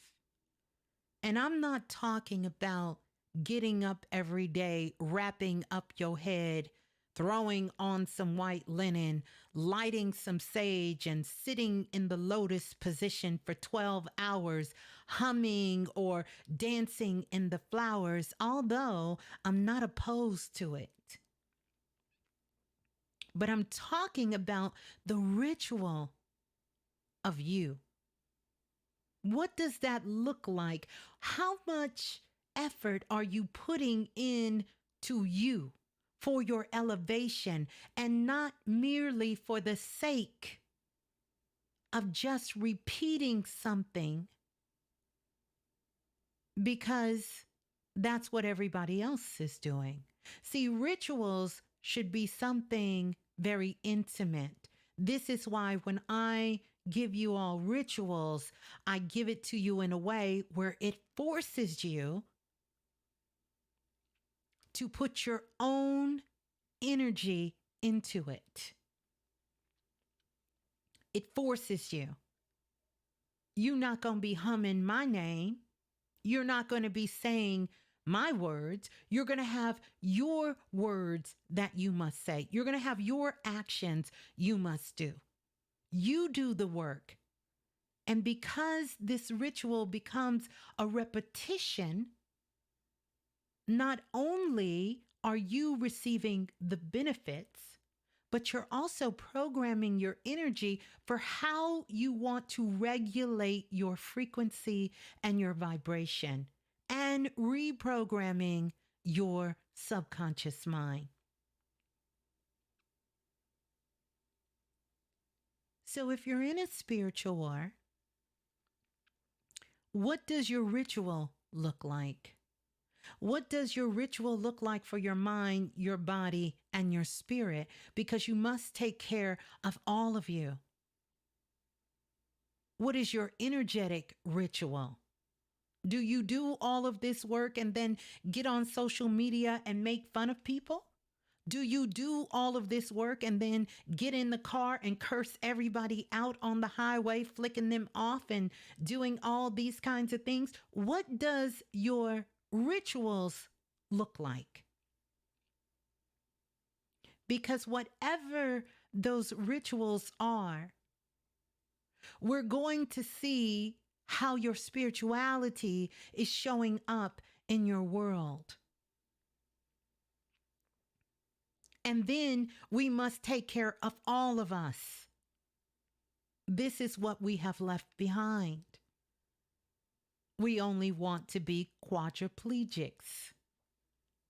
We only want to take care of our upper chakras. We don't want to work on the whole physical being.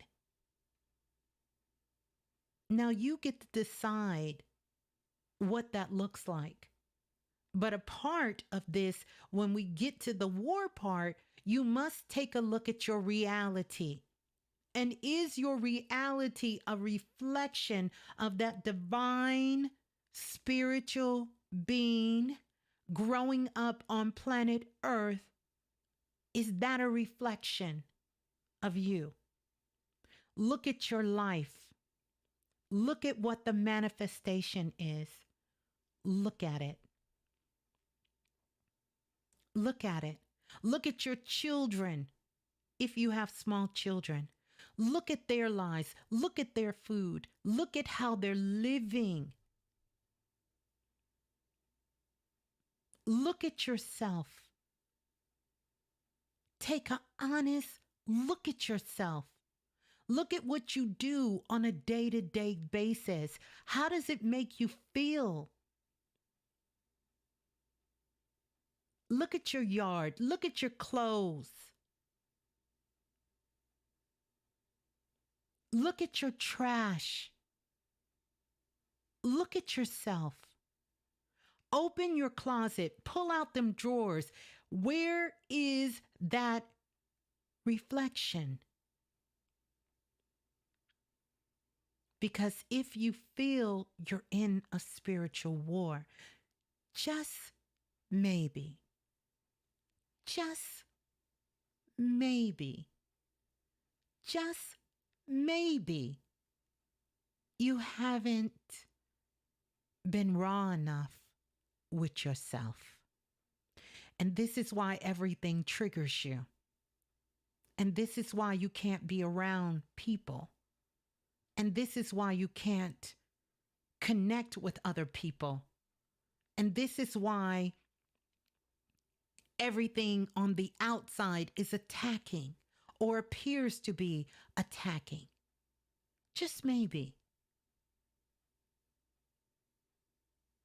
This is why. This is why it's not working. This is why you're feeling the way you're feeling. And it's not about beating yourself up.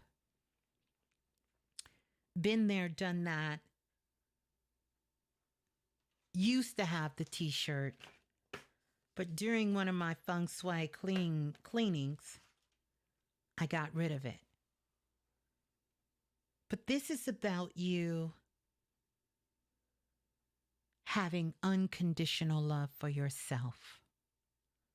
We talk about unconditional love, and we're willing to give that to a damn stranger on the street. We're willing to give that to our worst enemy. We're willing to give that to an open adversary. But you telling me you can't have compassion for yourself? See, a part of what's happening during all of this ascension, we are truly growing up on planet Earth. And I know many of you have heard me say that for many years because Spirit told me it's time to grow up. And that's what we're doing. We're growing up on planet Earth. And I know if you all are here, you are growing up. And growing up is not one of those things that, once you grow up, you never have to grow up again. Oh, you have to be raw. You have to be committed to going beyond what growing up is, which means you are forever growing. Because if you're not growing, and anything that is not growing is stagnant, and when something becomes stagnant, it will soon die. We can look at nature and we can see that. If something doesn't grow, eventually it will die. It will die. Now, for centuries on the planet, this was our preferred way of growing. We would wait for the tragedy, and then we would finally get our shit together and grow a little bit. The tragedy will come again, and we would say, okay, we're going to grow again. But here's what I'm here to tell you. That time is becoming far and far apart. And if you're waiting to only grow when the trauma happens, when the tragedy happens, when the backstabbing happens, when the breakup happens, when you lose the job, when you lose the house, when you get sick, when you lose the car, when someone passes away, that's a very rough road. Can we say spiritual warfare? Because you're waiting for someone else, something outside of you, to give you a clue to grow.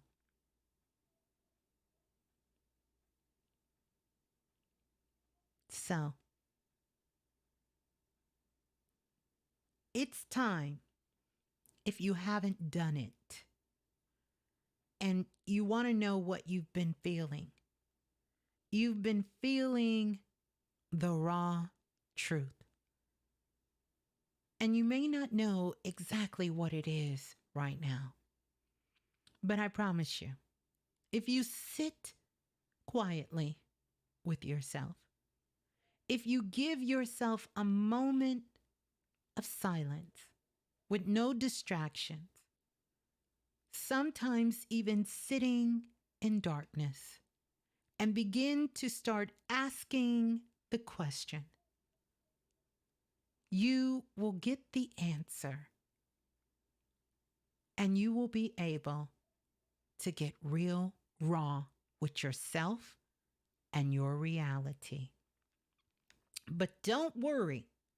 If you don't, there comes a time in any war that it must come to an end. And someone will win and someone will lose.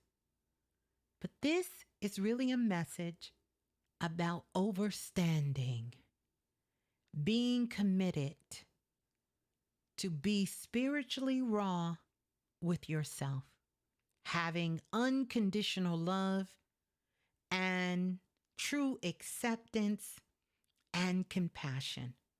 taking a look at it all, the good, the bad, the ugly, and everything else in between, and letting everything come to the surface, and then beginning to create a strategy for those things that you know deep within your heart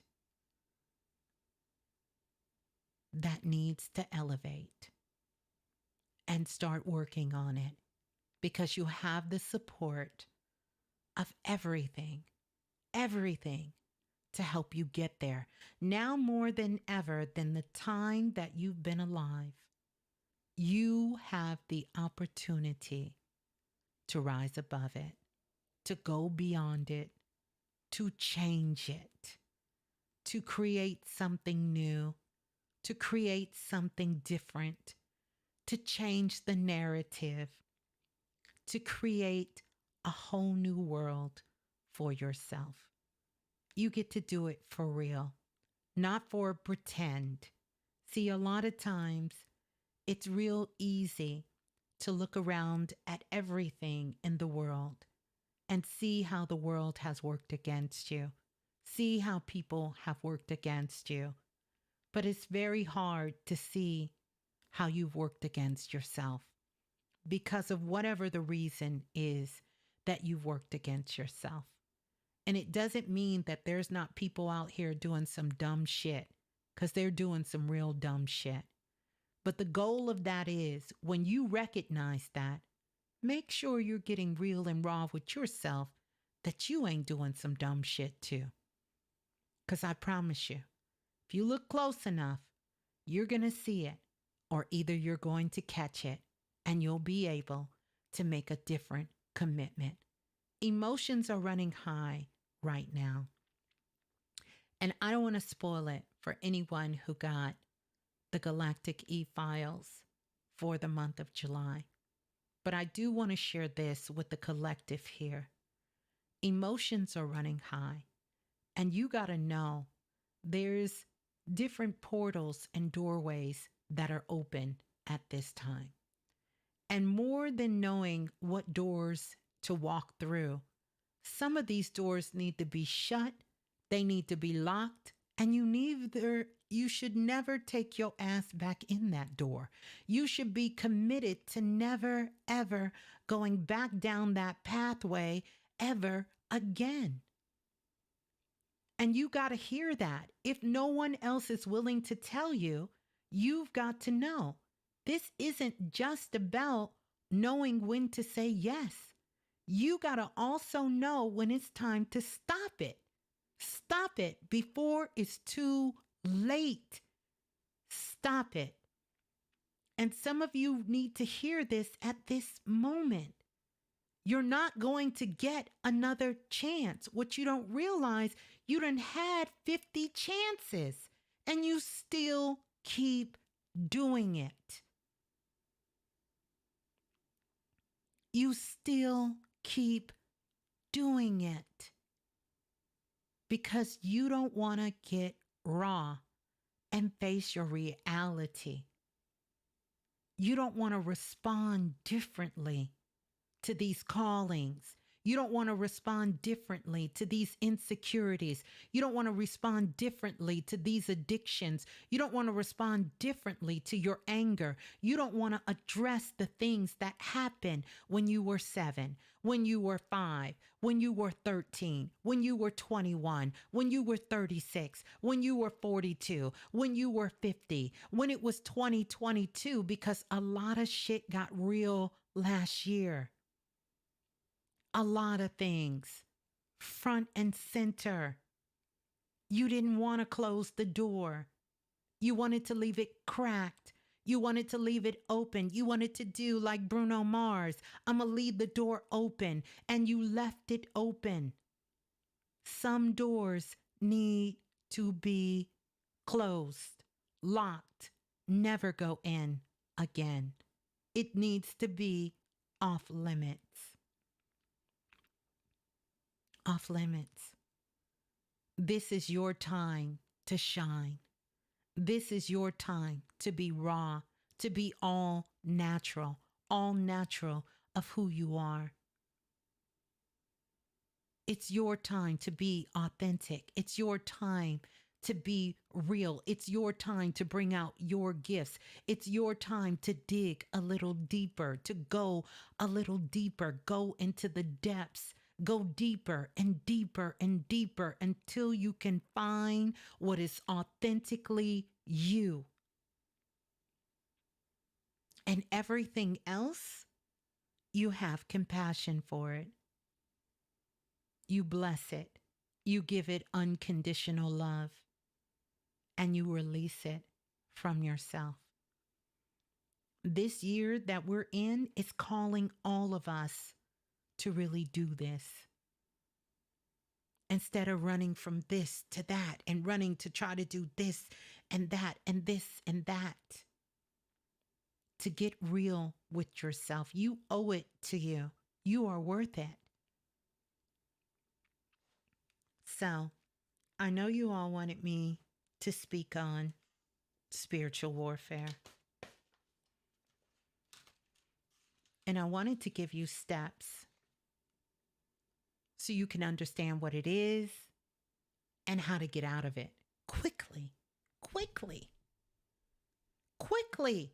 Just get raw, all natural with yourself. Face your reality. Can't nobody scare you with shit that you already know about you. Your grandmother can't come in your dreams and harm you. Nobody can put a spell on you if you haven't planted the seed to put one on yourself. It's time to get real and raw with ourselves. Do our ritual, whatever that looks like for yourself. And if what you're doing is not working, then you find another way. And you don't stop. You don't stop until you find something that works. You do not stop. You do not quit. You do not give up. And you become diligent. And in the meantime, you make sure that everything, I don't care what it is, that comes to the surface, you get face to face with it. You get raw with it. You get real with it.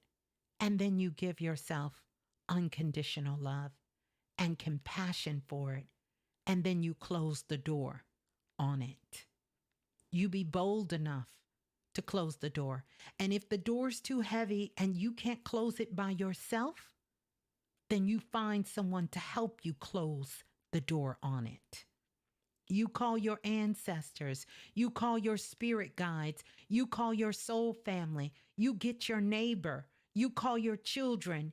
You call your loved ones, and you have them help you close the door. So, that's what I got on it. I know you all got it.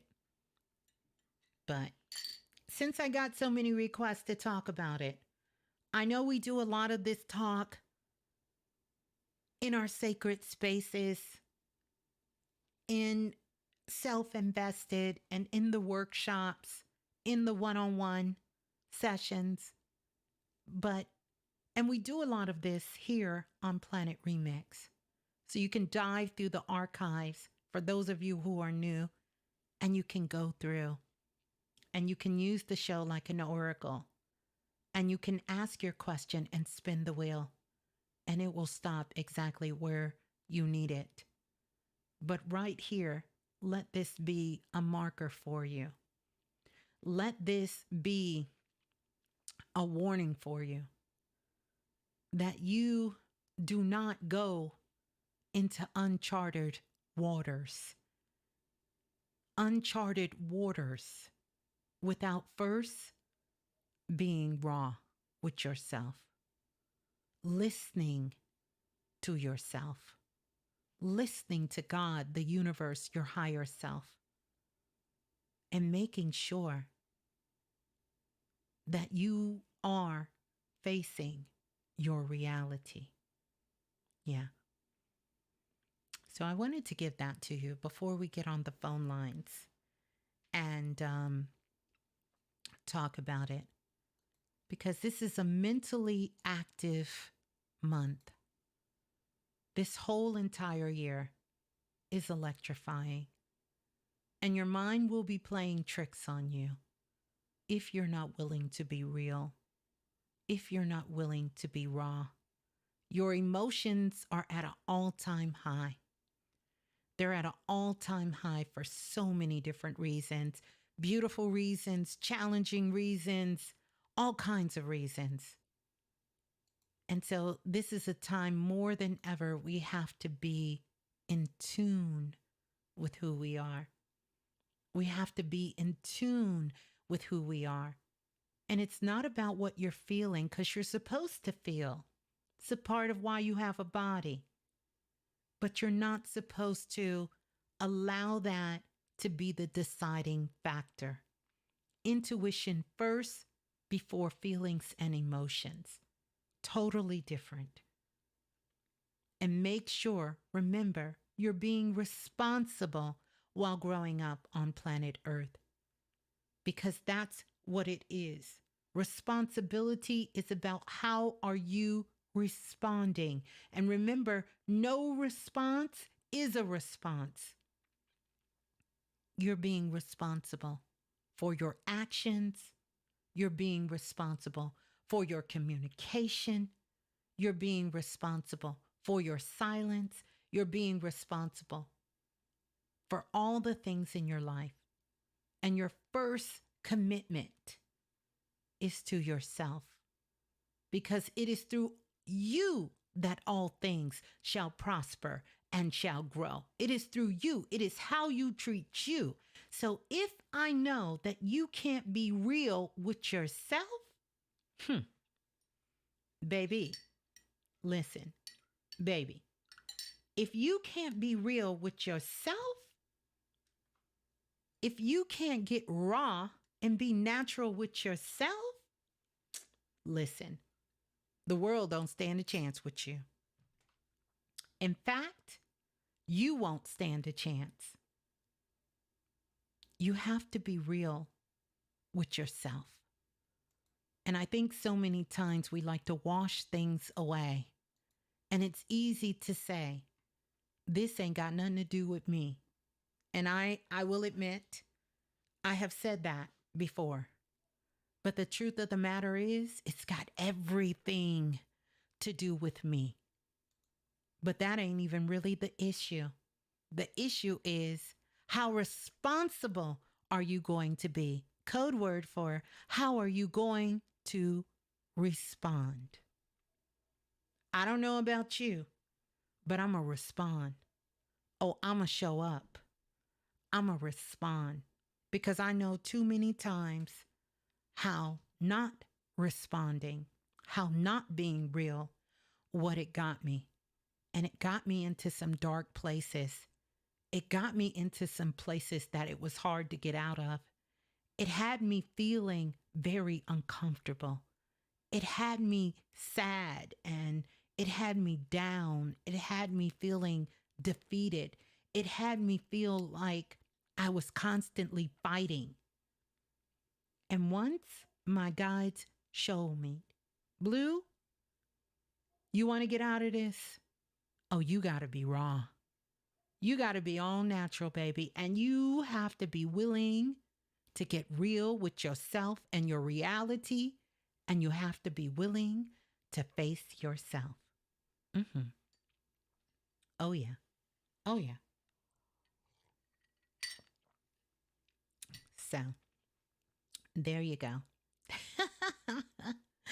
We're going to get ready to go to the phone lines. I want to check in with all of you. And once we do close out the show, I definitely want you to come back, and I want you to leave a comment when you're listening.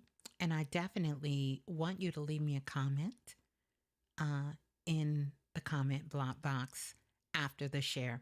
Don't forget,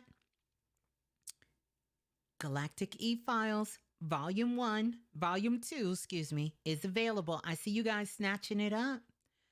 And definitely you want to get it before it sells out, because once it's gone, it's gone. Once it's gone, it's gone. We're going to get ready to go to the phone lines here. 515-605-9794 is the number to call. Press 1 when you get on the phone lines. Thank you for that, Lola Falana. And our moderator in the building. And yeah, we're going to get ready to go to the phone lines here. And I'm going to be able to take you guys this call. I'm going to play a little bit of music in the meantime, in between time. Remember, absolutely remember, you can either get the telepathic mystic call plus the galactic e-file, which will be a call that will happen during the month of July. We are all going to meet together in our, special little place in the galaxy. And we're going to talk about things that are not in the galactic e-files. But remember, if you later decide you want to come back and you want to get on the call, then you're going to have to purchase, if it's still available, the telepathic mystic call plus the galactic e-files. So want to encourage you all to do that. Okay, so we're going to get ready to get on the phone lines. Let me drink a little liquid magic here. Welcome everyone on in. Once again, I want to say shouts out to everybody celebrating a born day and all of the cancers in the building. Yeah.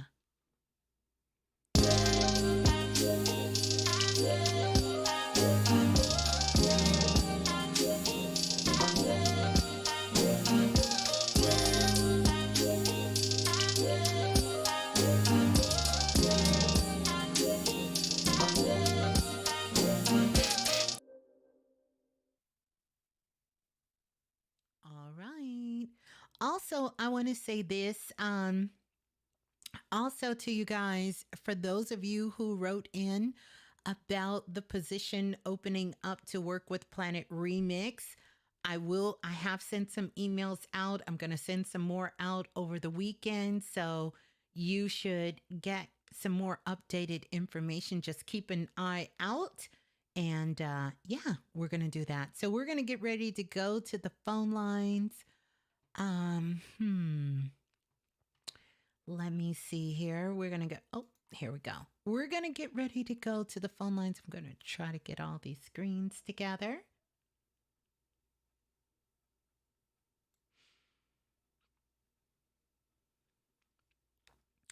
Let's see. We're going to go to the phone lines. I'm actually going to jump around. So make sure that you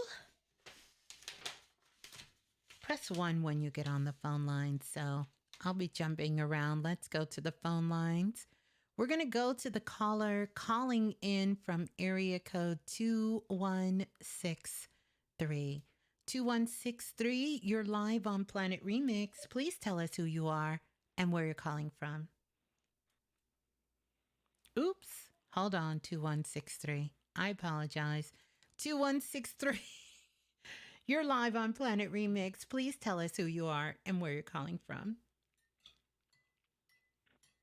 I'm Patricia, and I'm calling from Cleveland, Ohio. Okay, greetings to you, Patricia, from Cleveland, Ohio. How are you feeling? I'm fine. Okay, is this your first time calling in? Yes. Okay, well, welcome on in. Let me give you some sparkles. Sparkles always makes everything better. There you go. And how can I help, Patricia?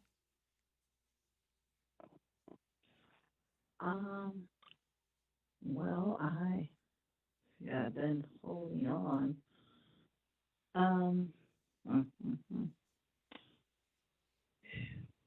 Is there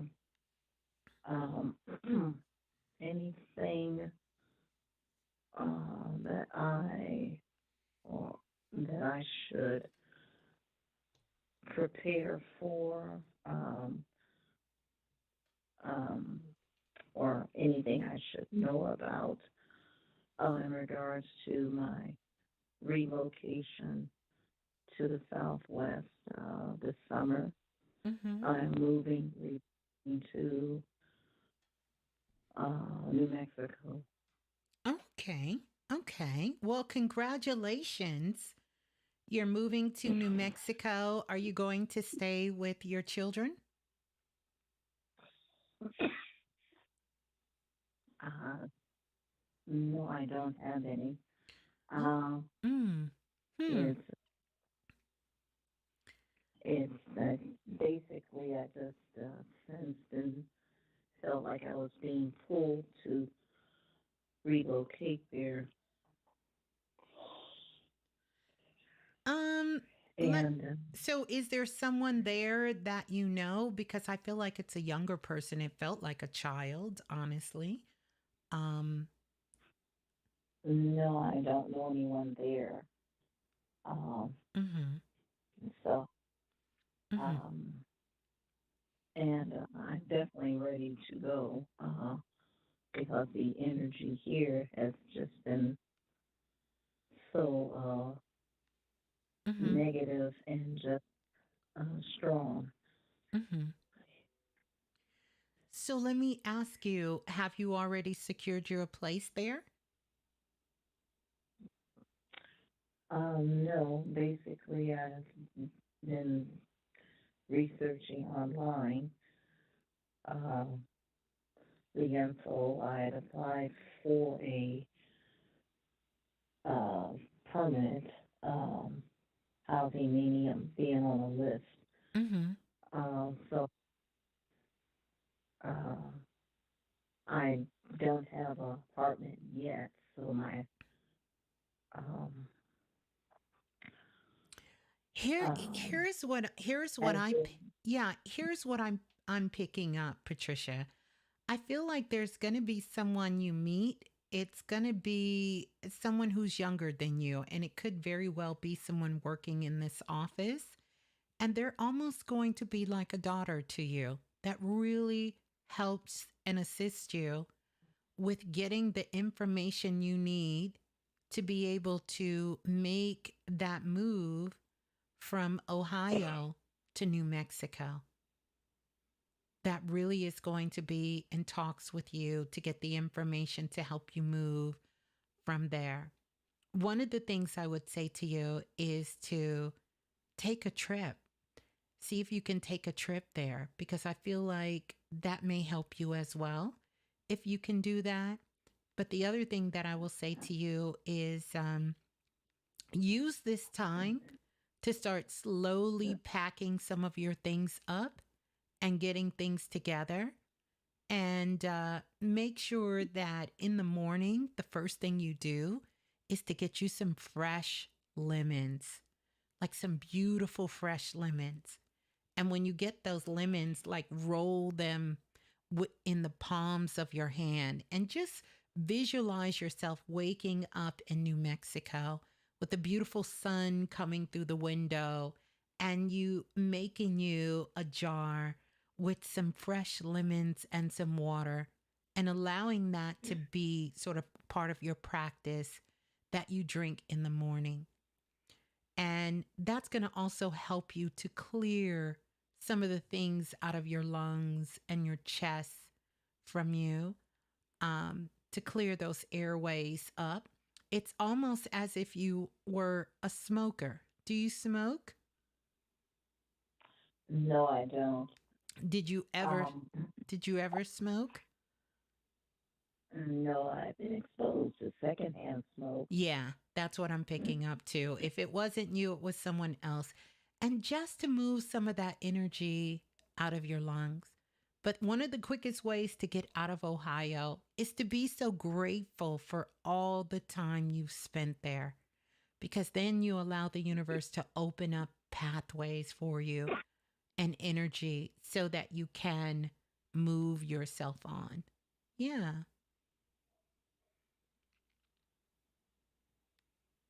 All right. Okay.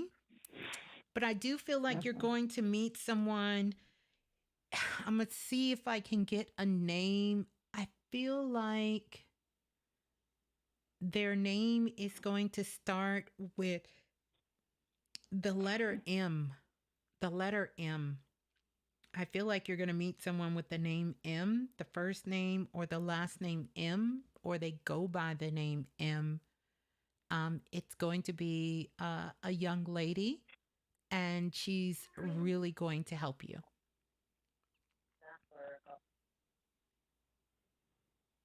Okay. All right. All right. All right. Thank you. You're welcome. Well, good luck to you. And thanks for calling in. Peace and love. Hold the line. Okay. All right. Moving. I love it. Let's go to the next caller. Calling in from area code 5044. 5044, you're live on Planet Remix. Please tell us who you are and where you're calling from. Hey, Ms. Blue. Hello. Hello, Ms.Blue. It's Scott Hi, Scotty. How are you? from Orleans. From New Orleans. How you doing? I'm good. How are you? Let me give you some sparkles. How are you? Thank you. I am so good. Since I've been talking, I know I've been calling in more than I ever have. And, you know, I've been listening for probably almost a decade. Oh, I love But it. Yes, and let me do this because you were once self-invested, always self-invested. So there you go. oh, thank you. Yeah, thank you. Thank you. But I've been talking to you, calling in, and I mean, you have helped me so much from the hematite Oh, to the situation with my brother and my mother and the mm. weight thing. I mean, every single time I talk to you, it just opens up things within me. It really, really helps me. And I have to go back and listen and really get those messages and let it sink in. But it really does open some pathways for me. So thank you so much. Oh, you Thank are you. so welcome. Thank Thank Thank you. you. Yeah. I was calling in. I got some. Well, no, I'm just being a little nitpicky, but you said it's a really emotional time, and it really can be. I see my energy peak sometimes, and then it's, smooth and flowing. But is there anything, well, basically, is there something you can tell me? Because I feel like I might have some sensitivities with my mother Mm-hmm. and what she's doing. Yeah. And that brings up some things within me, and so I need to know how to deal with what's going on with her. Yeah. Yeah. Well, two things. Number one, I want you to, and I know you know this, but I want you to Mm-hmm. make a commitment to learn to love your mother for where she's at and not where you want her to be. And Mm-hmm. also understand, because I'm kind of seeing and I watched this on television, Scotty, not too long ago, where they were doing the track and field, and they had the U.S. track and field team, and Mm-hmm. the track and field team. They were running. I think it was the 540. They were running the race, the relay race. So they had 4 members on the team, and the U.S. team was in second place, and I want to say the team from, I think they were representing, gosh, what country? It's where the sister Faith, who set the world record. I forgot what country she's running for, but her team was in first place. And then I want to say Jamaica was in third place. And as they went to go pass the baton, the U.S. team kind of fumbled how they handed off the baton, but they got it. Mm-hmm. They got it. And once the U.S. team took the baton and they started running, even though they were still in the race, they realized that they were running a race against themselves at that point because they weren't going to catch the first place or the second place. Right? And this is what I want you to understand is that your mother sort of passed the baton on to you. It wasn't a perfect pass. You know how you see them when they do a perfect pass?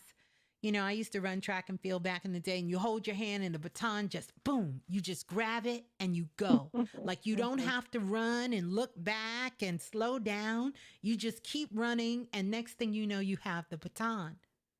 Well, your mother kind of did a sloppy pass to you. You had to slow down a little bit, but you got it.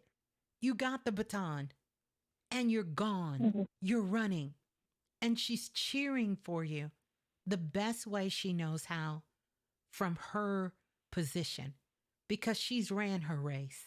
She's doing what she was supposed to do. And she did an amazing job because look at you. Look at the woman you are. Look at the things you've accomplished. Look at the things you've done. So the best thing you can do is to have compassion for yourself, compassion for your mother, and then come into a position of overstanding. That's what we're talking about tonight. That you're willing to take care of the leg of the race that you have agreed to, that you're responsible for. And when it's time for you to pass that baton, you make sure that your handoff is clean. You get it? You're going to have a better handoff. Yeah. You're going to have a better one. Sometimes it's easy for us to look in someone's life, but I've been doing these past life readings from the Akashic records in the Premier file for so long. You see, as souls, I truly feel we come back to experience different things. And then we travel in soul groups. And when we travel in soul groups, often the people we've incarnated with them quite a few times. And different times when we're reincarnating, we agree to be different things. So it's kind of like you and your mom say, oh, this time I want to be the mom. And you say, okay, well, this time I want to be the daughter. Okay, well, this time I want to kind of be irresponsible. You know what? Well, this time I want to be responsible. Yeah. And when you really get to understand the picture in its wholeness, then you recognize that everyone is doing the very best that they can do. And that gives you a little bit of grace and a little bit of space for them, that you can love them for where they're at and not where you want them to be.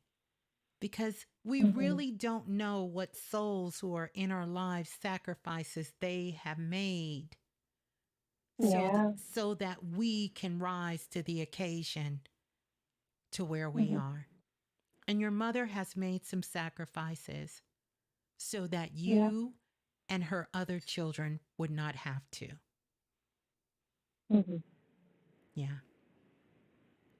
Thank you so much. And I know, well, I want to say all the things that you said before you started taking calls, it was so good. Oh. It was so good. Really, really good. It was a great sermon, I feel almost. Oh. And I was feeling the same thing, like, gosh, it's July. Damn, it's the second half of the year. Yes. And it's almost over.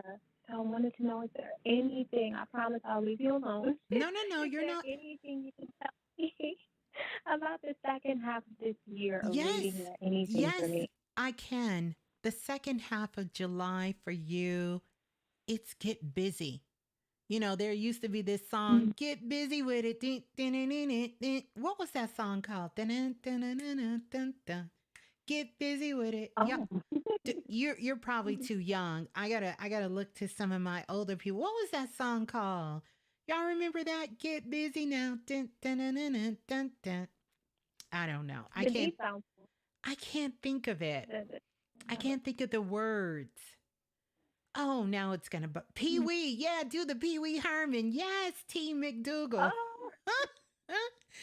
So listen, that's right, the Pee Wee Herman. So this Wow. is really time for you to get busy writing those children books, putting out that work, those writings, those poetry pieces, all that stuff you have stacked away that you were supposed to be doing something with, that you haven't really taken it to the level that you wanted to, and sharing it with the world, that you get back into writing, you get back into the stories, you get back into that work and start sharing it again. That's going to pay off very big for you. It's a part of your therapy, it's a part of your ritual. You have to do that. That's important for you. And to use your voice for other children, for other people, and share different things with them, different tools, different techniques, things that you've learned along the way that has been helpful for you. Okay. Thank you so much. You're so welcome.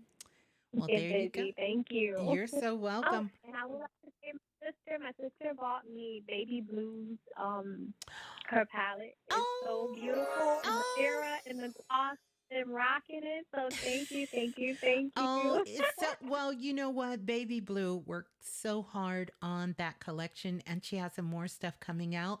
But please, please, please, Planet Remix, you've been showing Baby Blue some love. If any of you purchase it, please go leave her a review on Etsy, on her Etsy page. She would love that. That will just excite her so much. Please leave her a review. She would love that. And I know when she hears this, she's going to love it, because she actually told me she was going to sleep.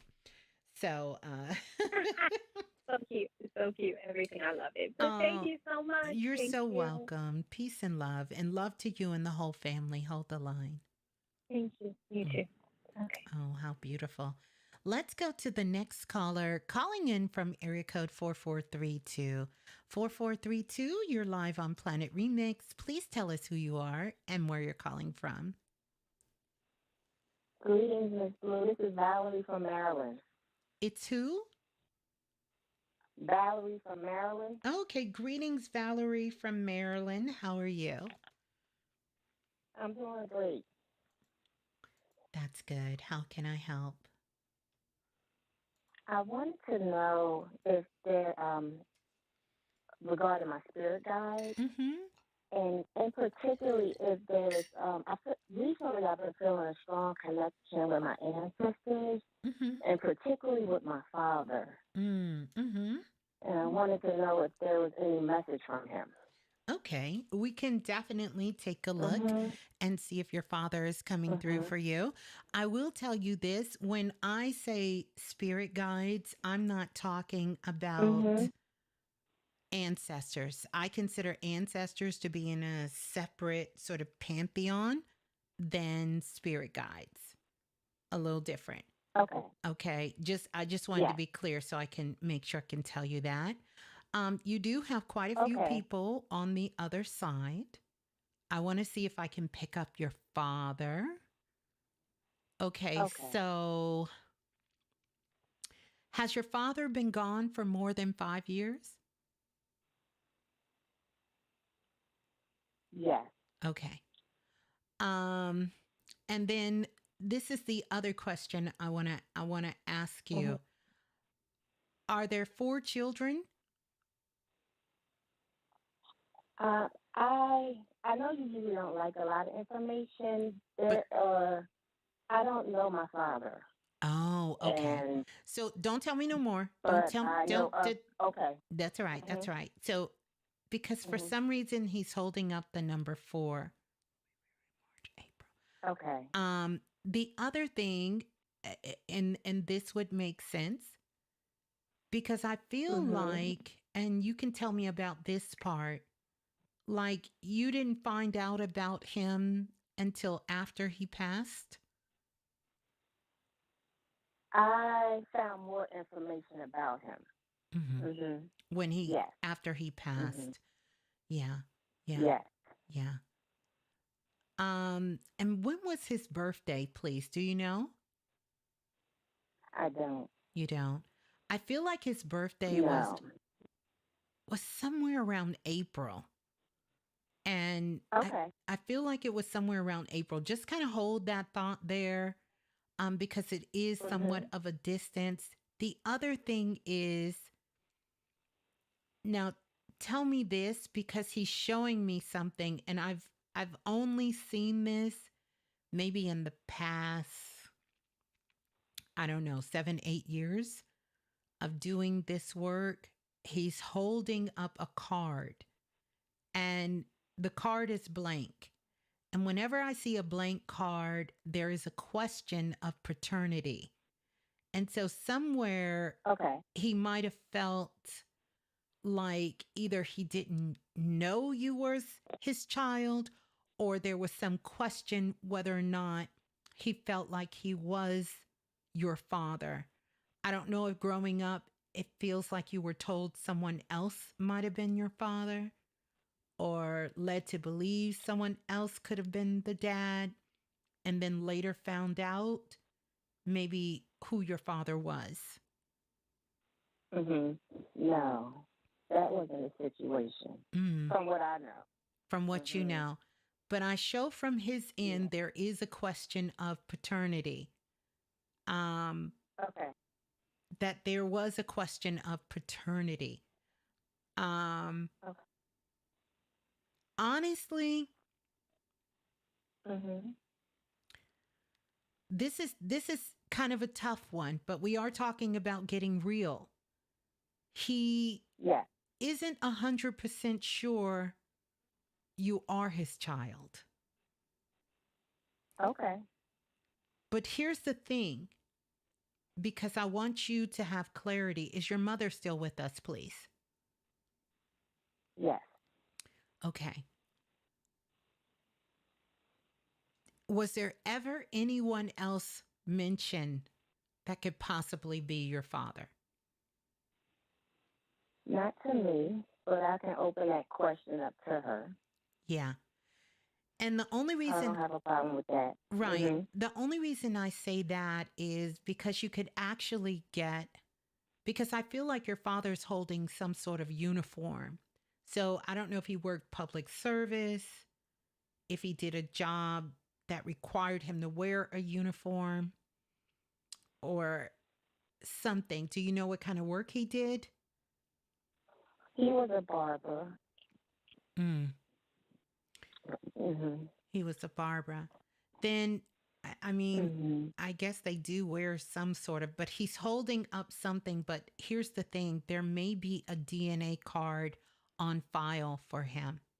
And if there is someone that you know is his sibling, you can actually have them, if he doesn't have a DNA card, you can do a DNA test. Because I'm going to be honest with you, there's another man that is standing behind you. But I feel like this particular man is still living. Now, take it all with a grain of salt, but I feel like this man is still living and he's standing behind you. And I feel like he's claiming he is your father. But I feel like at the time that you were born, and you made this maybe a touchy subject with your mother, but I feel like there's somebody else in the mix. And for whatever reason, whatever the circumstances that happen, this is why he got told, you got told, or the family was led to believe that that he was the father. He's still holding up. When is your birthday? June 2nd. June 2nd. Hold on a second. I'm gonna just say the word. I'm curious now. You let me know if you want me to stop prying. Well, I can give you the information I know. Well, hold on. Don't give me anything yet. Okay. Don't give me anything yet. Okay. Okay. I want to see something. Okay. And so. Okay. Okay. So what day were you born? June What date? Yeah, you were born on June 2nd, right? Yes. Of what year, please? 72. I just want to see something. Mm, mm, mm. So here's what I want you to ask your mother. Find out what she was doing around September the 8th through the 12th in 1971.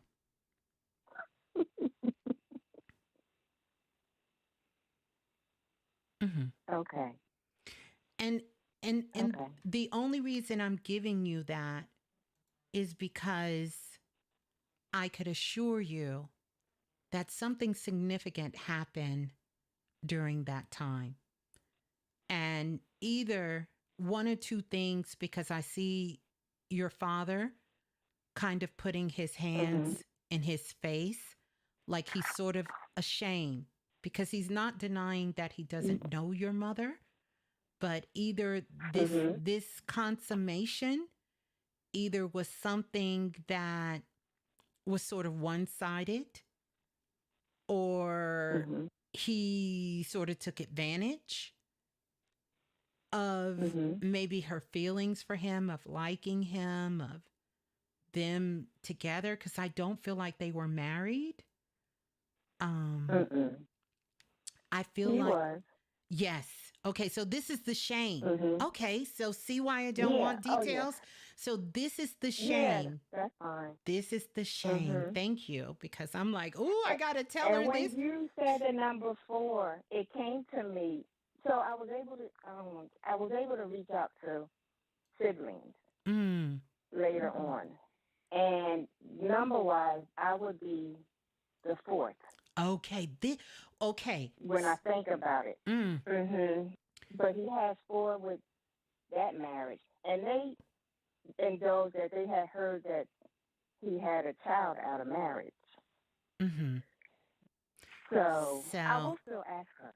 Yes, still ask your mother, because and if she's up to it, you can let her hear what I'm saying, because him holding his head in his hands like shame tells me, I mean, you brought some clarity to that he was married, and so he was having this affair with your mother. But still ask your mother, because he's kind of, like I said, he's holding that card and the card is blank. However, the 4 could mean, and I'm just going to be real with you, the 4 can mean that he's claiming, I only have 4 children, which are the 4 in his marriage. And that could mean that he's saying he's unsure, because whenever a spirit is holding a DNA card, they're unsure that you may be their biological, right? But I will tell you, the fact that he held the card means that he's kind of torn between whether you were or not. Okay. You see? But thank you. But ask your mother during that time, because I can't deny this other man that is there. Okay. That is there. Okay. That is there. Yeah. Wow. Talk about real and raw, huh? Yeah, we here today. I appreciate it. So, would you mind telling me how many spirit guides? Yes, I'm good. Of course. After you went through that, I surely will. Oh my goodness. Wow, Valerie. Is this your first time calling in, Valerie? This is my second time. Okay. I called the first time I listened in January, and since then it's been just amazing. And I wanted to say thank you to Lance. I wanted to say thank you to Lola Falana and Brittany Vibe during that call, which just was like transforming. So thank you, Blue Room. Oh, definitely feel like family. Yes. So oh, well, beautiful, beautiful. I'm glad. Yes, Okay. yes, So, yes. oh my goodness. But please do me a favor. Come back Yes, ma'am. and let me yes. know. Let me know what your mother says. Yeah, I think I that have to you may be approach in that for delicate. the biggest surprise of your life that possibly, and I'm okay with being wrong. But Wow. there is another man. I strongly feel this that is claiming you Wow. as his daughter. There is another man, and he's still Wow. alive. He's still alive. Mm. Yeah, Wow. yeah. Wow. Wow. I didn't expect that. Wow. Listen, me either. But as I got deeper in and I'm looking at what you're asking me and I'm trying to pick up on Nakiba. your dad. I'm reading the Blue Room too. Oh, you're reading the blue. Oh gosh. He said out of Pappy. Out of Pappy. So, Oh god. and he's giving me details. And then when you was telling me, I'm like, but she said her dad is dead. So who are, and I'm like, listen, that's why I love for you guys. Haven't been wrong yet. That's why I am a raw reader. Don't tell me anything. I don't really need anything. I can just go in. It's much more interesting Wow. when you let me dive in. I am gonna ask that. Yeah. Yeah, I So will come back with that one. total number of spirit guides you have is 8. You have 8 spirit guides. Mhm.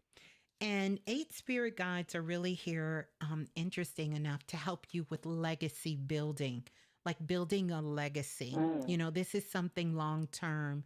And I know there's a couple of things, a couple of projects that you're working on, one in particular that's close to your heart that you really want to leave as a legacy. You know, the number 8 is one of the only numbers that you can write without picking up your pen. And if you turn it on its side, it's the symbol of infinity. It's also a cycle I call in numerology the shine bright like a diamond cycle. You know, this is really your time to sort of kind of step out there, do your thing, you know, and shine bright like a diamond. This is your cycle of really reaping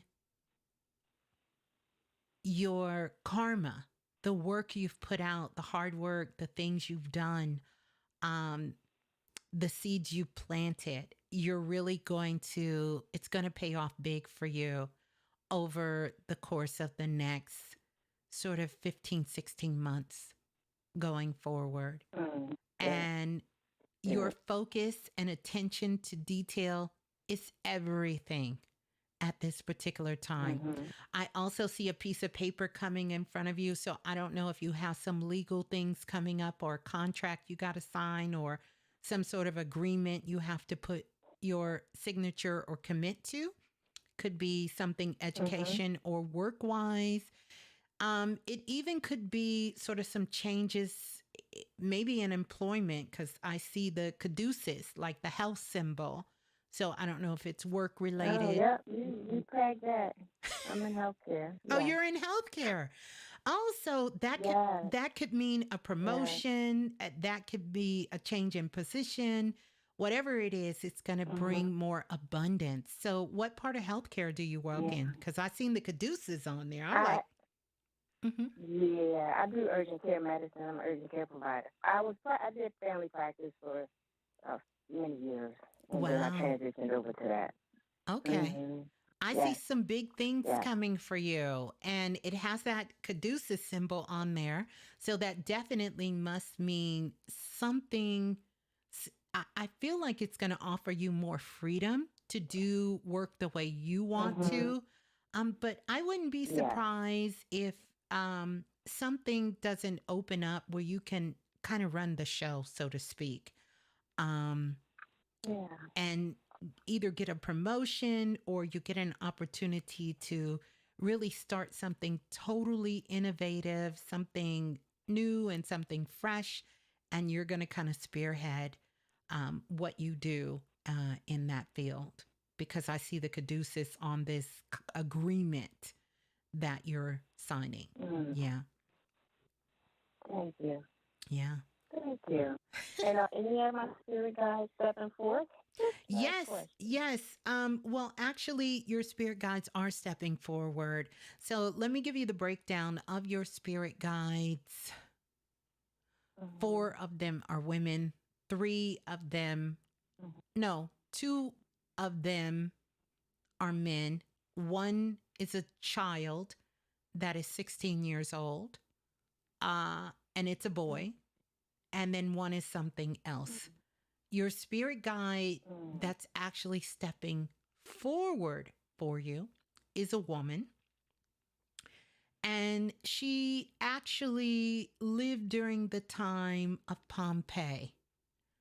I don't know if you're familiar with Pompeii, but remember when the volcano came and the ashes, and that's sort of what did away with Pompeii. But when she was in Pompeii, she actually worked in one of the bathhouses in Pompeii. And a lot of people would come there, and they had a spring that sort of had healing waters in it.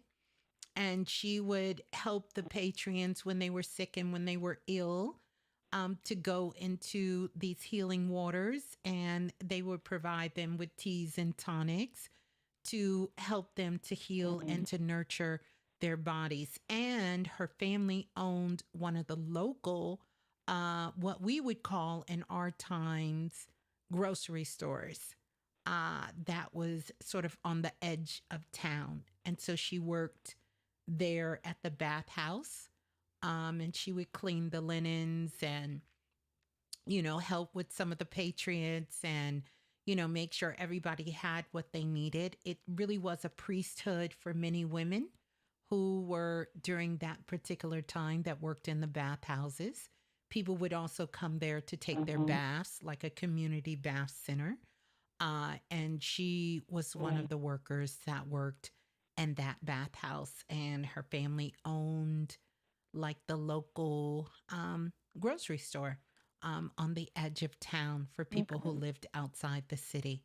And what she's here to help you with is to work deeper into the healing arts. I mean, you're in it and you're on the medical side, but there's so much more you want to explore, and you want to eventually have your own practice and be able to bring both worlds together. And she's here to help you with that and has been helping you. Yes, she has. Thank you. Yeah, I can feel that connection, definitely. Yeah. Yeah. Yeah. Thank you so much. Thank you. You're so welcome. I'm so Thank you, Blue Room. Yeah, yes, the Blue Room. Come back and tell us the juicy details. We love it, and I just want to know who the baby. I want to know who the baby daddy is. I know. I need to know who the baby daddy is. Me, ain't that something? Yes. Thank you. You're guys. so welcome. Peace and love. Let me give you some sparkles. There you go. Hold the line. Yes, love it. Oh my goodness. Wasn't that good?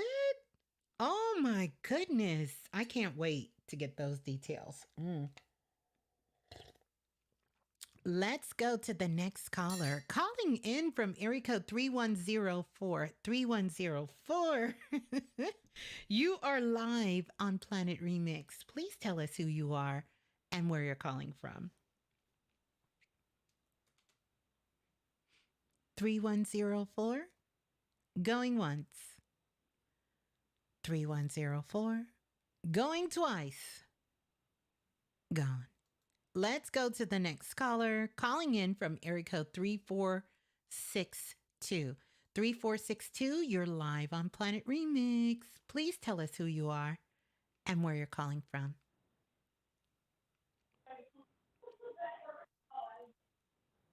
Three, 4, 6, 2. Hey, Ms.Blue. Hello, greetings. Who's on the line?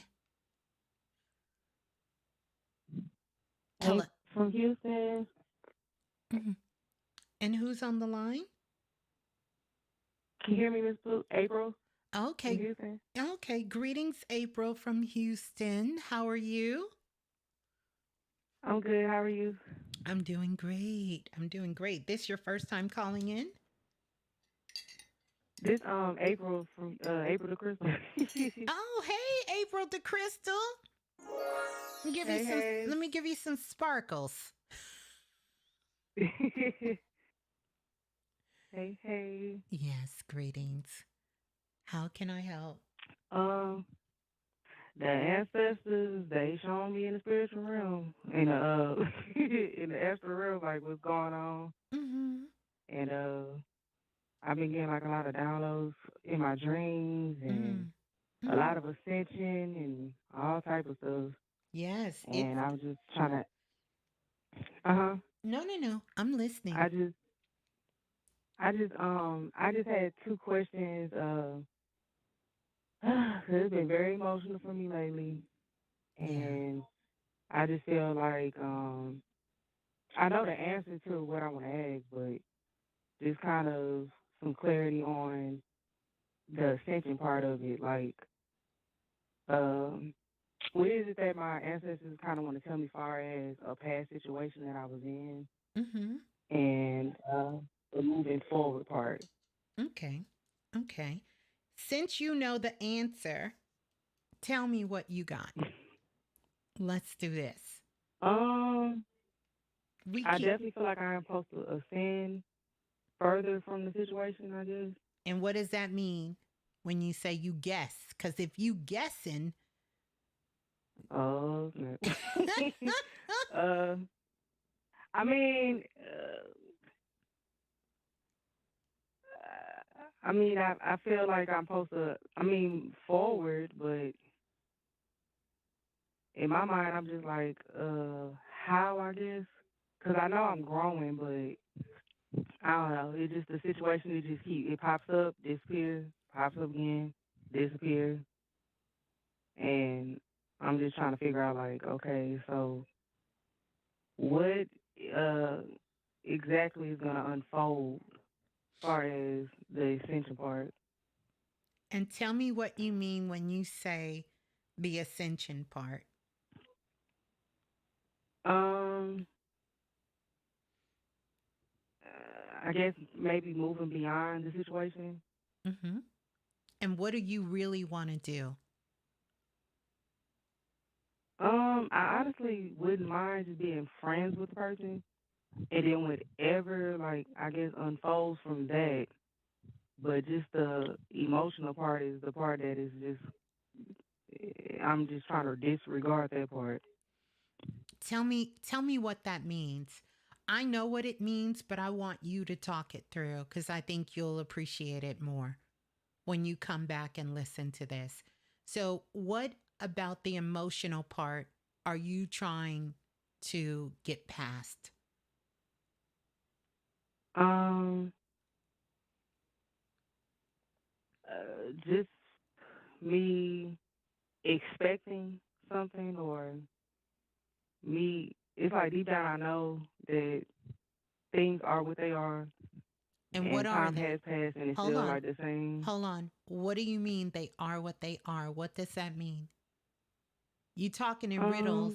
Um, And let me tell you why I'm let me but I want to be honest with you because this is how you can get real with yourself.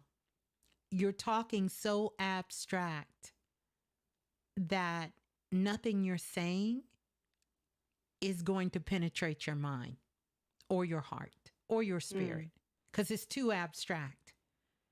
It's so mm, abstract. It's like you don't want to know the answer. And that's really the truth. You called in, mhm, but you really don't want to hear what I have to say. You don't. But there is a part of you that says, come on, April. Since we got on the yeah, line, we got to kind of put our big girl panties on and we got to be ready for the truth. And what I'm saying right, to you is, I really know you know the truth, but I'm not interested in exposing your truth. I want you to get to the root of what is causing this, because if you can fix this, and I want you to hear me. If you can solve this riddle, if you can overstand this riddle, your whole life will change because you will use this in every area of your life.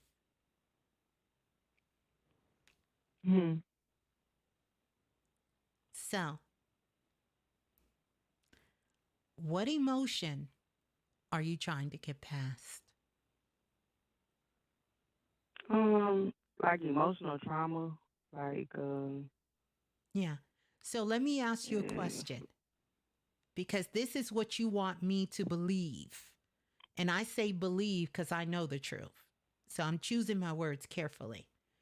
You want me to believe that you are struggling, staying in a relationship that is emotionally abusive towards you, and you don't know how to get past wanting to be with someone that is emotionally abusing you.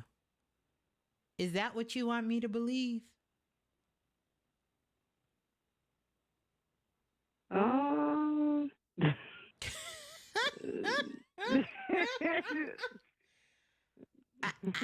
I mean, come on. We talking about spiritual raw. That's what you want me to believe. Yeah. You want me to believe that, Miss, this is what you telling me. And how long you been listening to the remix? Over 6-7 years. You've been listening to the remix. I'm going to say you've been listening to me for 6-7 years, and you trying to tell me you struggling with trying to figure out if you should stay in a relationship that is emotionally abusing you. That's what you're trying to tell me? No.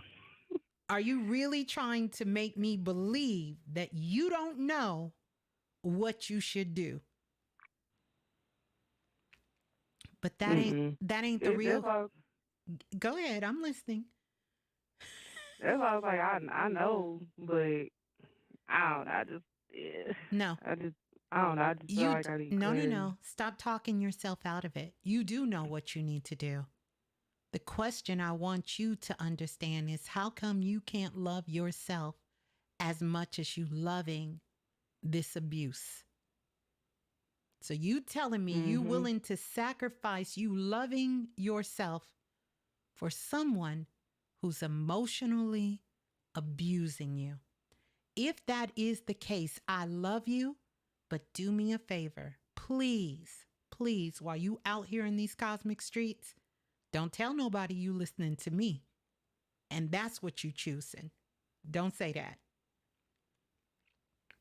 You got to put a disclaimer.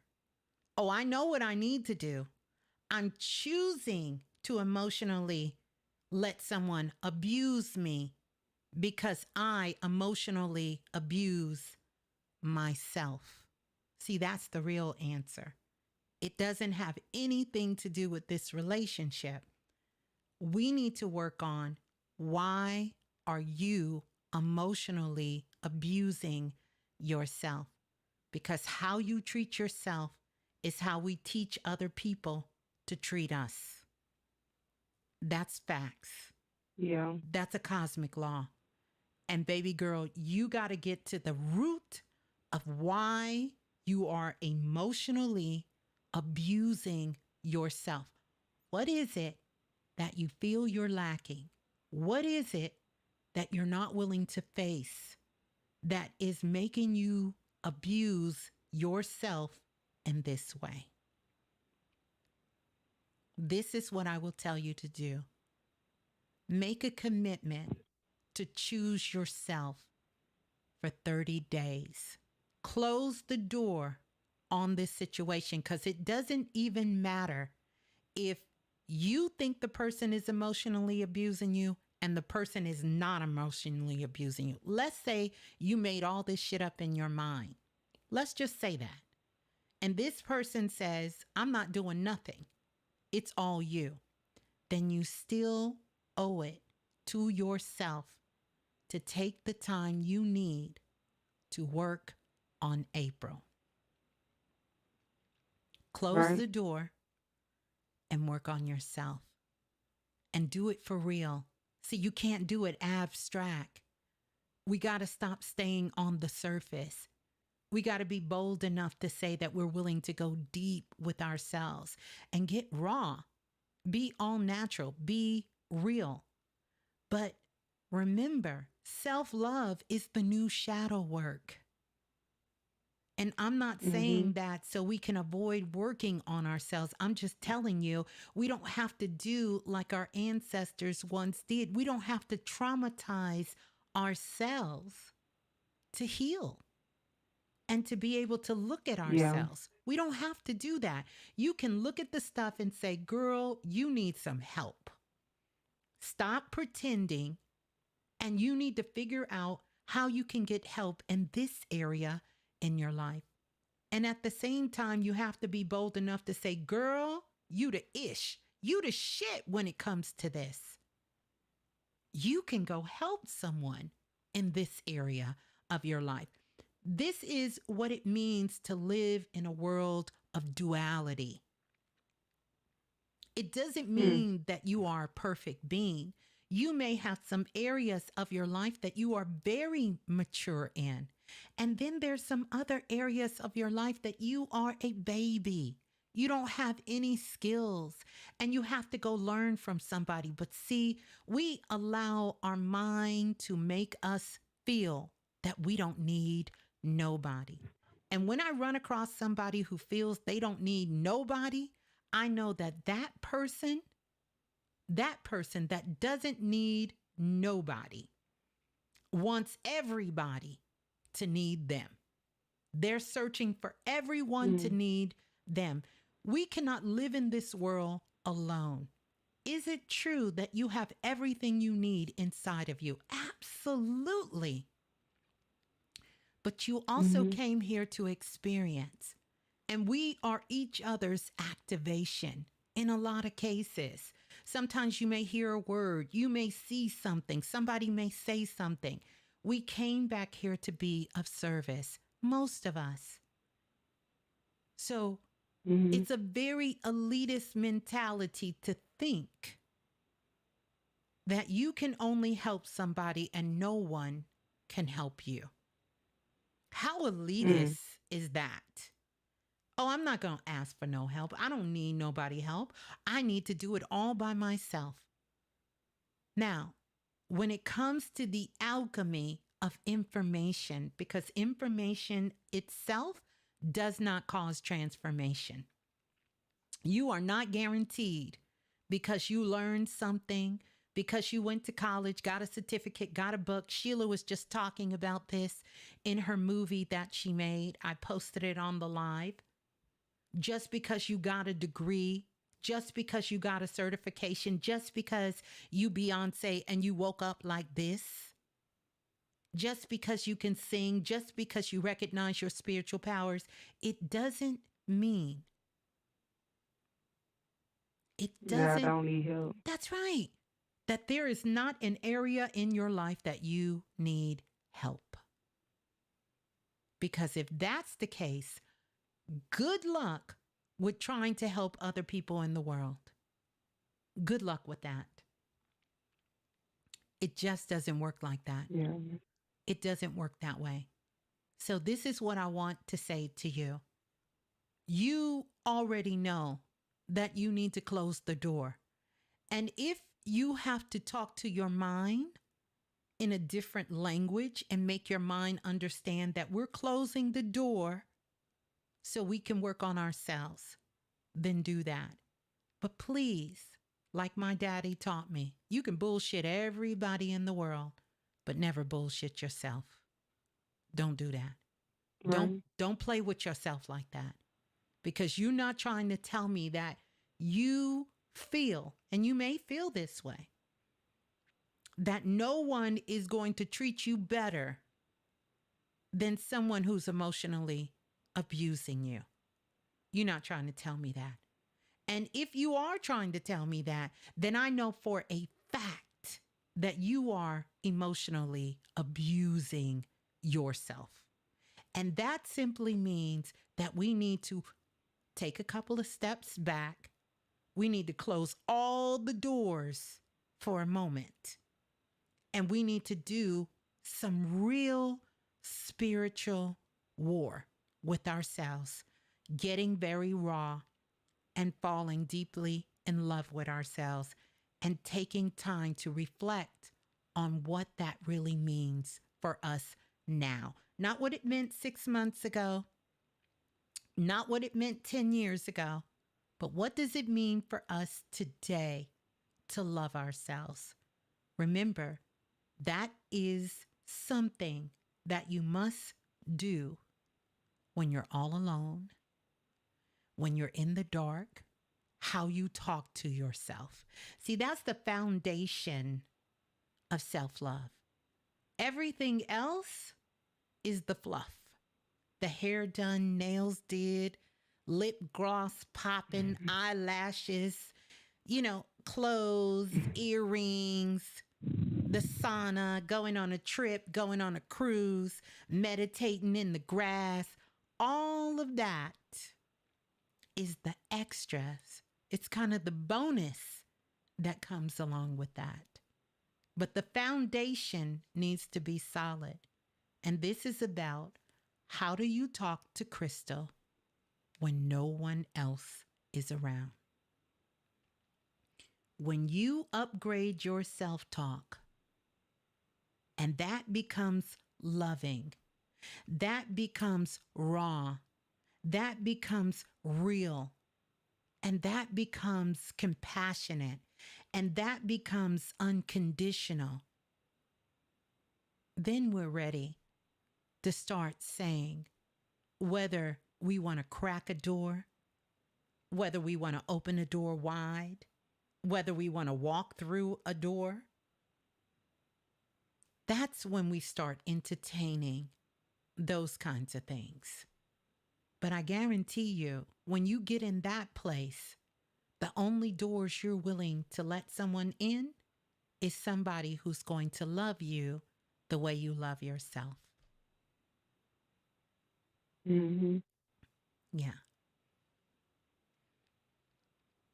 Well, there you go. That's what I got to say.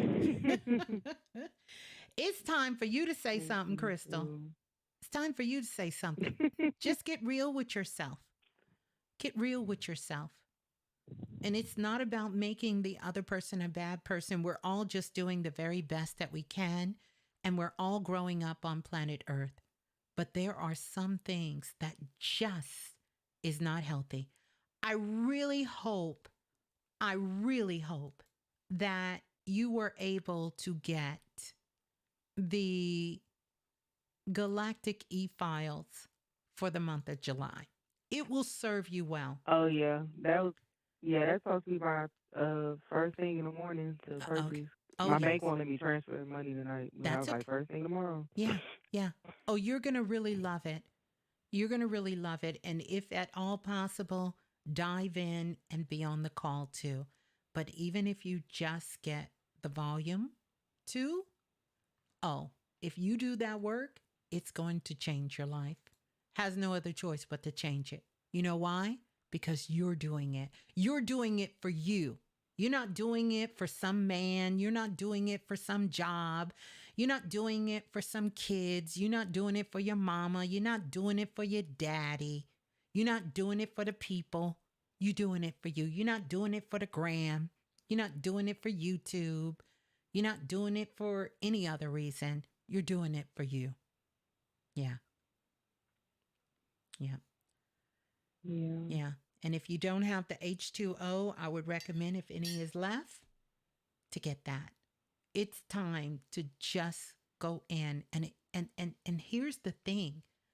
I'm not going to sugarcoat this for yourself or anyone. I'm not going to say to you, oh, it's all good. Don't worry about. No, you need to be worried about it. You know why? Because you're on the line.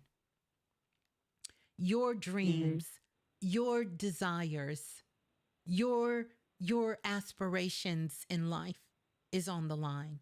Your elevation is there. You are there and you deserve it. So yes, You do need to not worry. You do need to take action. And I know you will.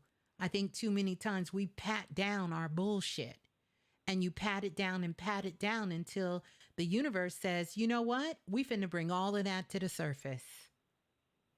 Quick, fast, Yeah. and in a hurry. And now we're overwhelmed. It's too much to deal with because we wasn't being real. We wasn't facing the reality. We wasn't looking at things for what they really are. And so now this is your opportunity that you can clear this once and for all. Once and for all. And you are more than worth it. Yeah. Yeah. But don't let nobody hear you say you round here listening to me and you don't know you're not supposed to be in a relationship where somebody is emotionally abusing you. I don't care if you even I don't even care if you think you don't know if that's true or not. You better choose you. I promise you. You better learn how to choose you. Yeah. Right. All right. One more question, Ms. Blue. Do any of my ancestors want to say something? I feel like my grandmother may want to say something. Listen, I just got through saying a whole bunch. And that's coming from all of them. Yeah. The ancestors, the oracle council, spirit guides. Who else we left? The ascended masters. But no, your grandmother is letting you know. Because you know your grandmother, you came from a long line of very, what we would call very strong and very proud women. But they were also women that was in a different time. And so, where they could speak up and say something about being in unhealthy relationships, that wasn't their era, but it is your era. And your grandmother wish is that you don't take no shit from nobody, not even yourself. Yeah. Okay? Yes. Thank you so much, Ms. Blue. You're so Always. welcome. I love you. There you go. Love you too. I'm going to give you some sparkles. Excuse me. You might need 2 sparkles after that talk. Here you go. There you go. One more for the road. 3 sparkles. There you go, April de Crystal. That's it. But I want to encourage you. Go deeper than what's on the surface. But do it with love and compassion. Okay? Okay. All right. So peace and love. Hold the line. Oh, that was a good call. Woo, we got to be careful about these show titles. We raw around here. Let's go to the next caller. Let's see. Did I go here? I done lost my place. Let's go to the next caller calling in from area code 4157. I think that's right. 4157. Hi. Hello, greetings. Hi, Ms.Blue. Hello, who's on the line? This is Jessica from California. Hi, Jessica from California. Knows how to party. Yes. Hey. I'm just so happy I've only talked to you in Astro Magic, so I've never been in the Blue Room. Oh my goodness. So I'm like, oh, I got called. I'm so happy. I'm so glad you got through. Yeah, so I sent an email to you. I think it was like earlier this week. Okay. And we have talked before, like I said, a few times this year, in Astro Magic in the clubhouse. And you connected with my father, who was in front of the Metropolitan Museum. I remember. All you had to do was say the Met, because I don't think I've had any, not no daddies, standing in front of the Met. No daddies. I think you're the first. So I remember that. Yes, ma'am. Yes, good. Glad you remember me. So, man, I updated you on the email that I had a car accident. This was 2 weeks ago. Sorry to hear that. I'm fine. I'm glad you're all right. Yeah. Yeah. I am too. The first thing I did, like I was driving down an intersection and someone made a left and hit me. They didn't use their blinker or yield. And like, of course I was shocked, but like the first thing I do, I was wiggling my fingers, wiggling my toes, and I was like, I pulled the visor down to look in the mirror, and I was like, Jessica, you are okay. You Okay, are okay. good. You're Yes. okay. Yes. And this was like, I didn't even care about the car, completely wrecked. But I was just like, it just, yeah.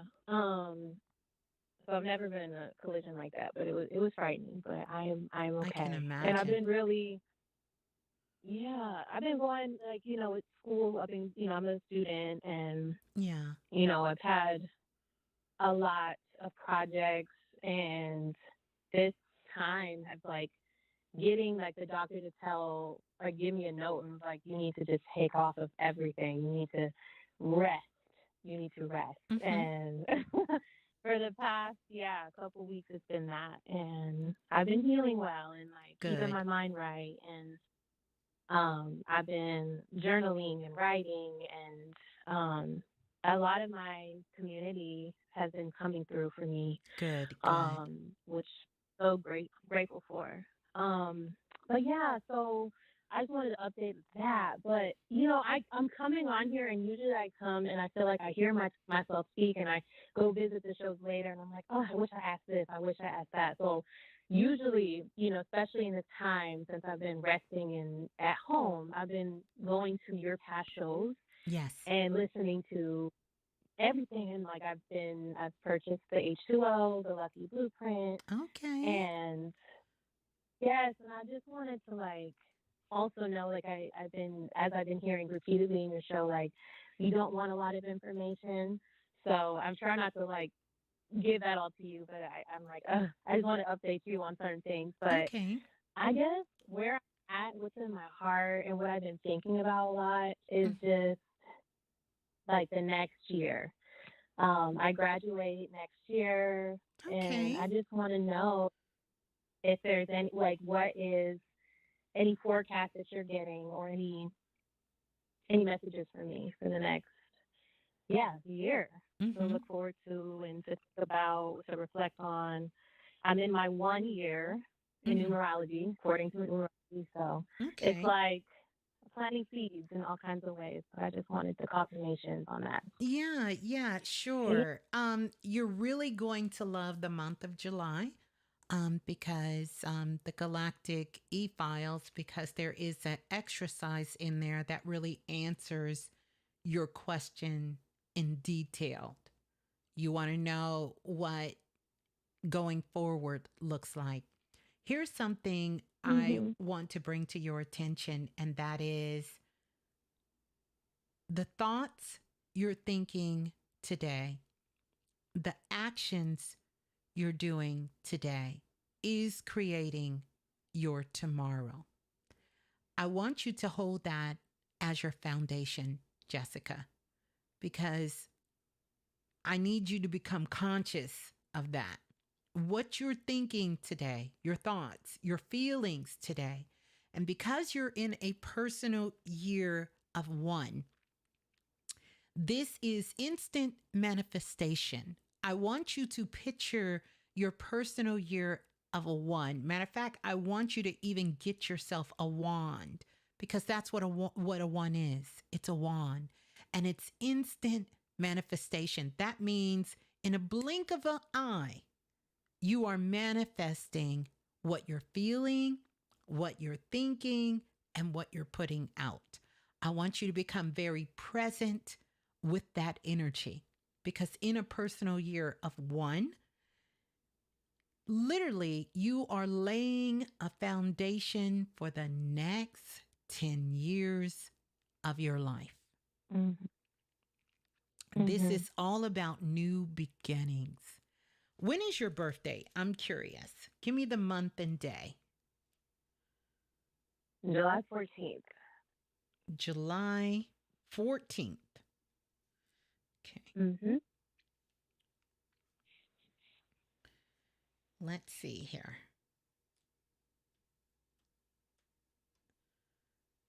Um Hmm. And you say you're in a personal year of 1? Mhm. Tell me how Yeah, tell that's what. me tell me how you got that. Oh, I just uh, okay. The formula I found it on the numerology Yeah, but website. that's fine. Tell me. It should be The the same. Yeah. Mhm. the, the source. I believe it was the source was like on Google. I found it like Felicia Bender. That's She has okay. like a personal. I don't want to know who. I want you to tell me Oh, what you added together.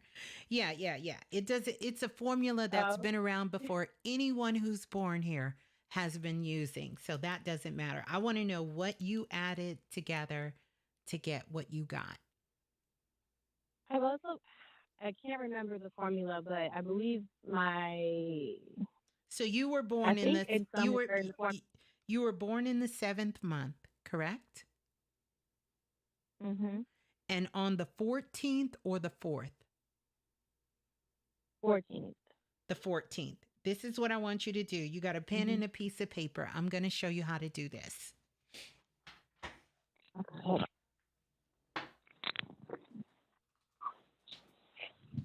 One second. Okay. Okay, tell me when you have it.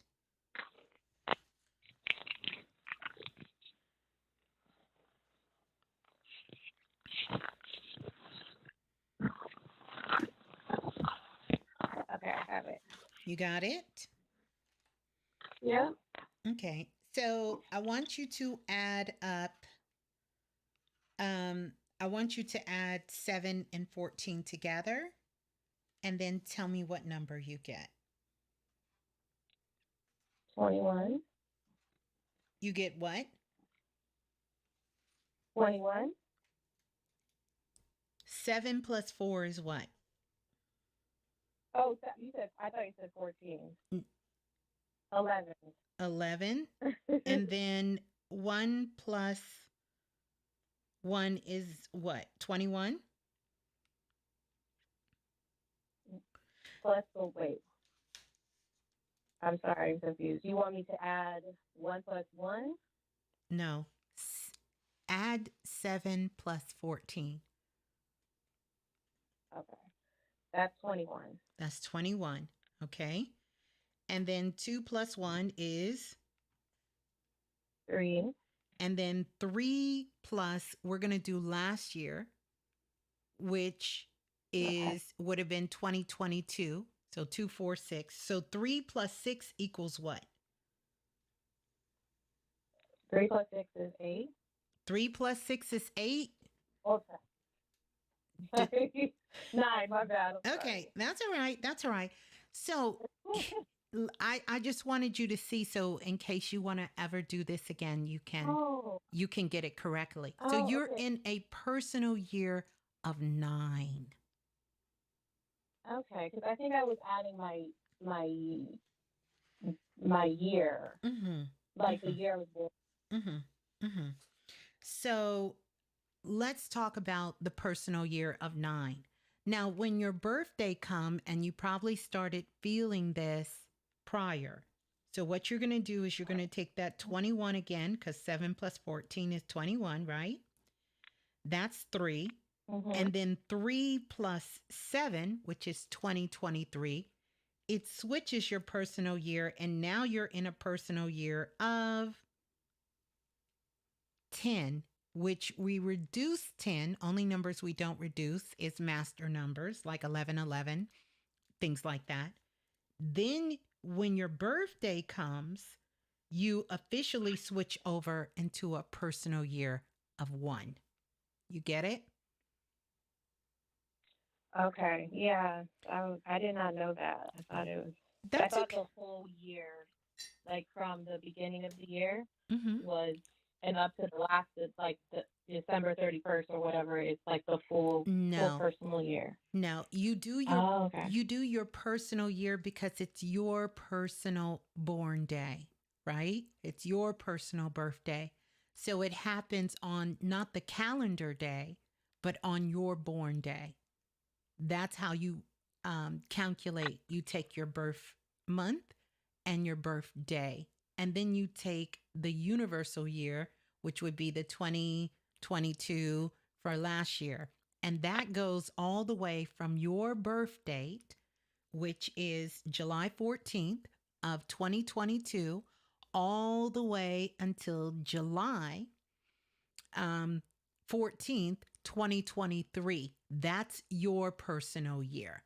Just like my personal year will be different, everyone's personal year is different because it's your birth month and your birthday and the universal day added together. And then you're going to bring it down to the single digit. Okay? Okay. Gotcha. All right. Well, thank you for the clarity because Yeah, I was doing something on Google and it was like you're in that's your 1 okay. year until December 31st and all that. So Yeah, thank it's you for okay. that. It can be a little confusing. I did some classes. I did a show on it, but I've taught some classes in it. But once you start getting the hang of it, it's pretty kind of go. Um, Yeah. yeah. So here's the thing. So So that makes a lot of sense though. yes. So now you're 9. in the personal year of 9, but truth be told, because usually people start to feel the pull and start to feel the shift of moving into the new year 3 to 4 months out, right? But you're in a personal year of 9, and 9 is really about completion. It has a lot to do with completion. It's about closing things out. It's about preparing for the new cycle, which you're coming into the new cycle. So, a lot of things closing themselves out. But I promise you that this is really, you're in a cycle of unconditional love. This is where you're in. It's also the cycle where we do a lot of social things. You've probably been very social in this cycle that you've been in here. A lot of traveling, getting out, traveling, doing those things. Also, raising your level of self awareness on the planet, like diving deep. 9 is for this. 9 is also unconditional love. It's compassionate. It's about embracing. It's about embracing other spiritual beings on the planet. You know, it's really about that. A lot of self love and unconditional love, all of these things go into that. Now, the other side of 9 has a flip side of it. And I'm going to talk traditional so you can just kind of reflect back on that season you was in. When people are in a personal year of 9, it tends to, when the contrast to everything that I showed you, the contrast to that is having difficulty letting things go. It's hard to let things go. Don't want to let things go.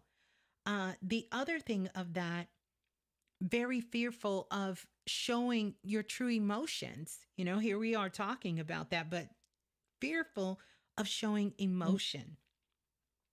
And also can be codependent on things, people, places in our lives, or be emotionally isolated, meaning we just take our emotions and we stuff them down, you know, inside, or be very, very sensitive to others in that.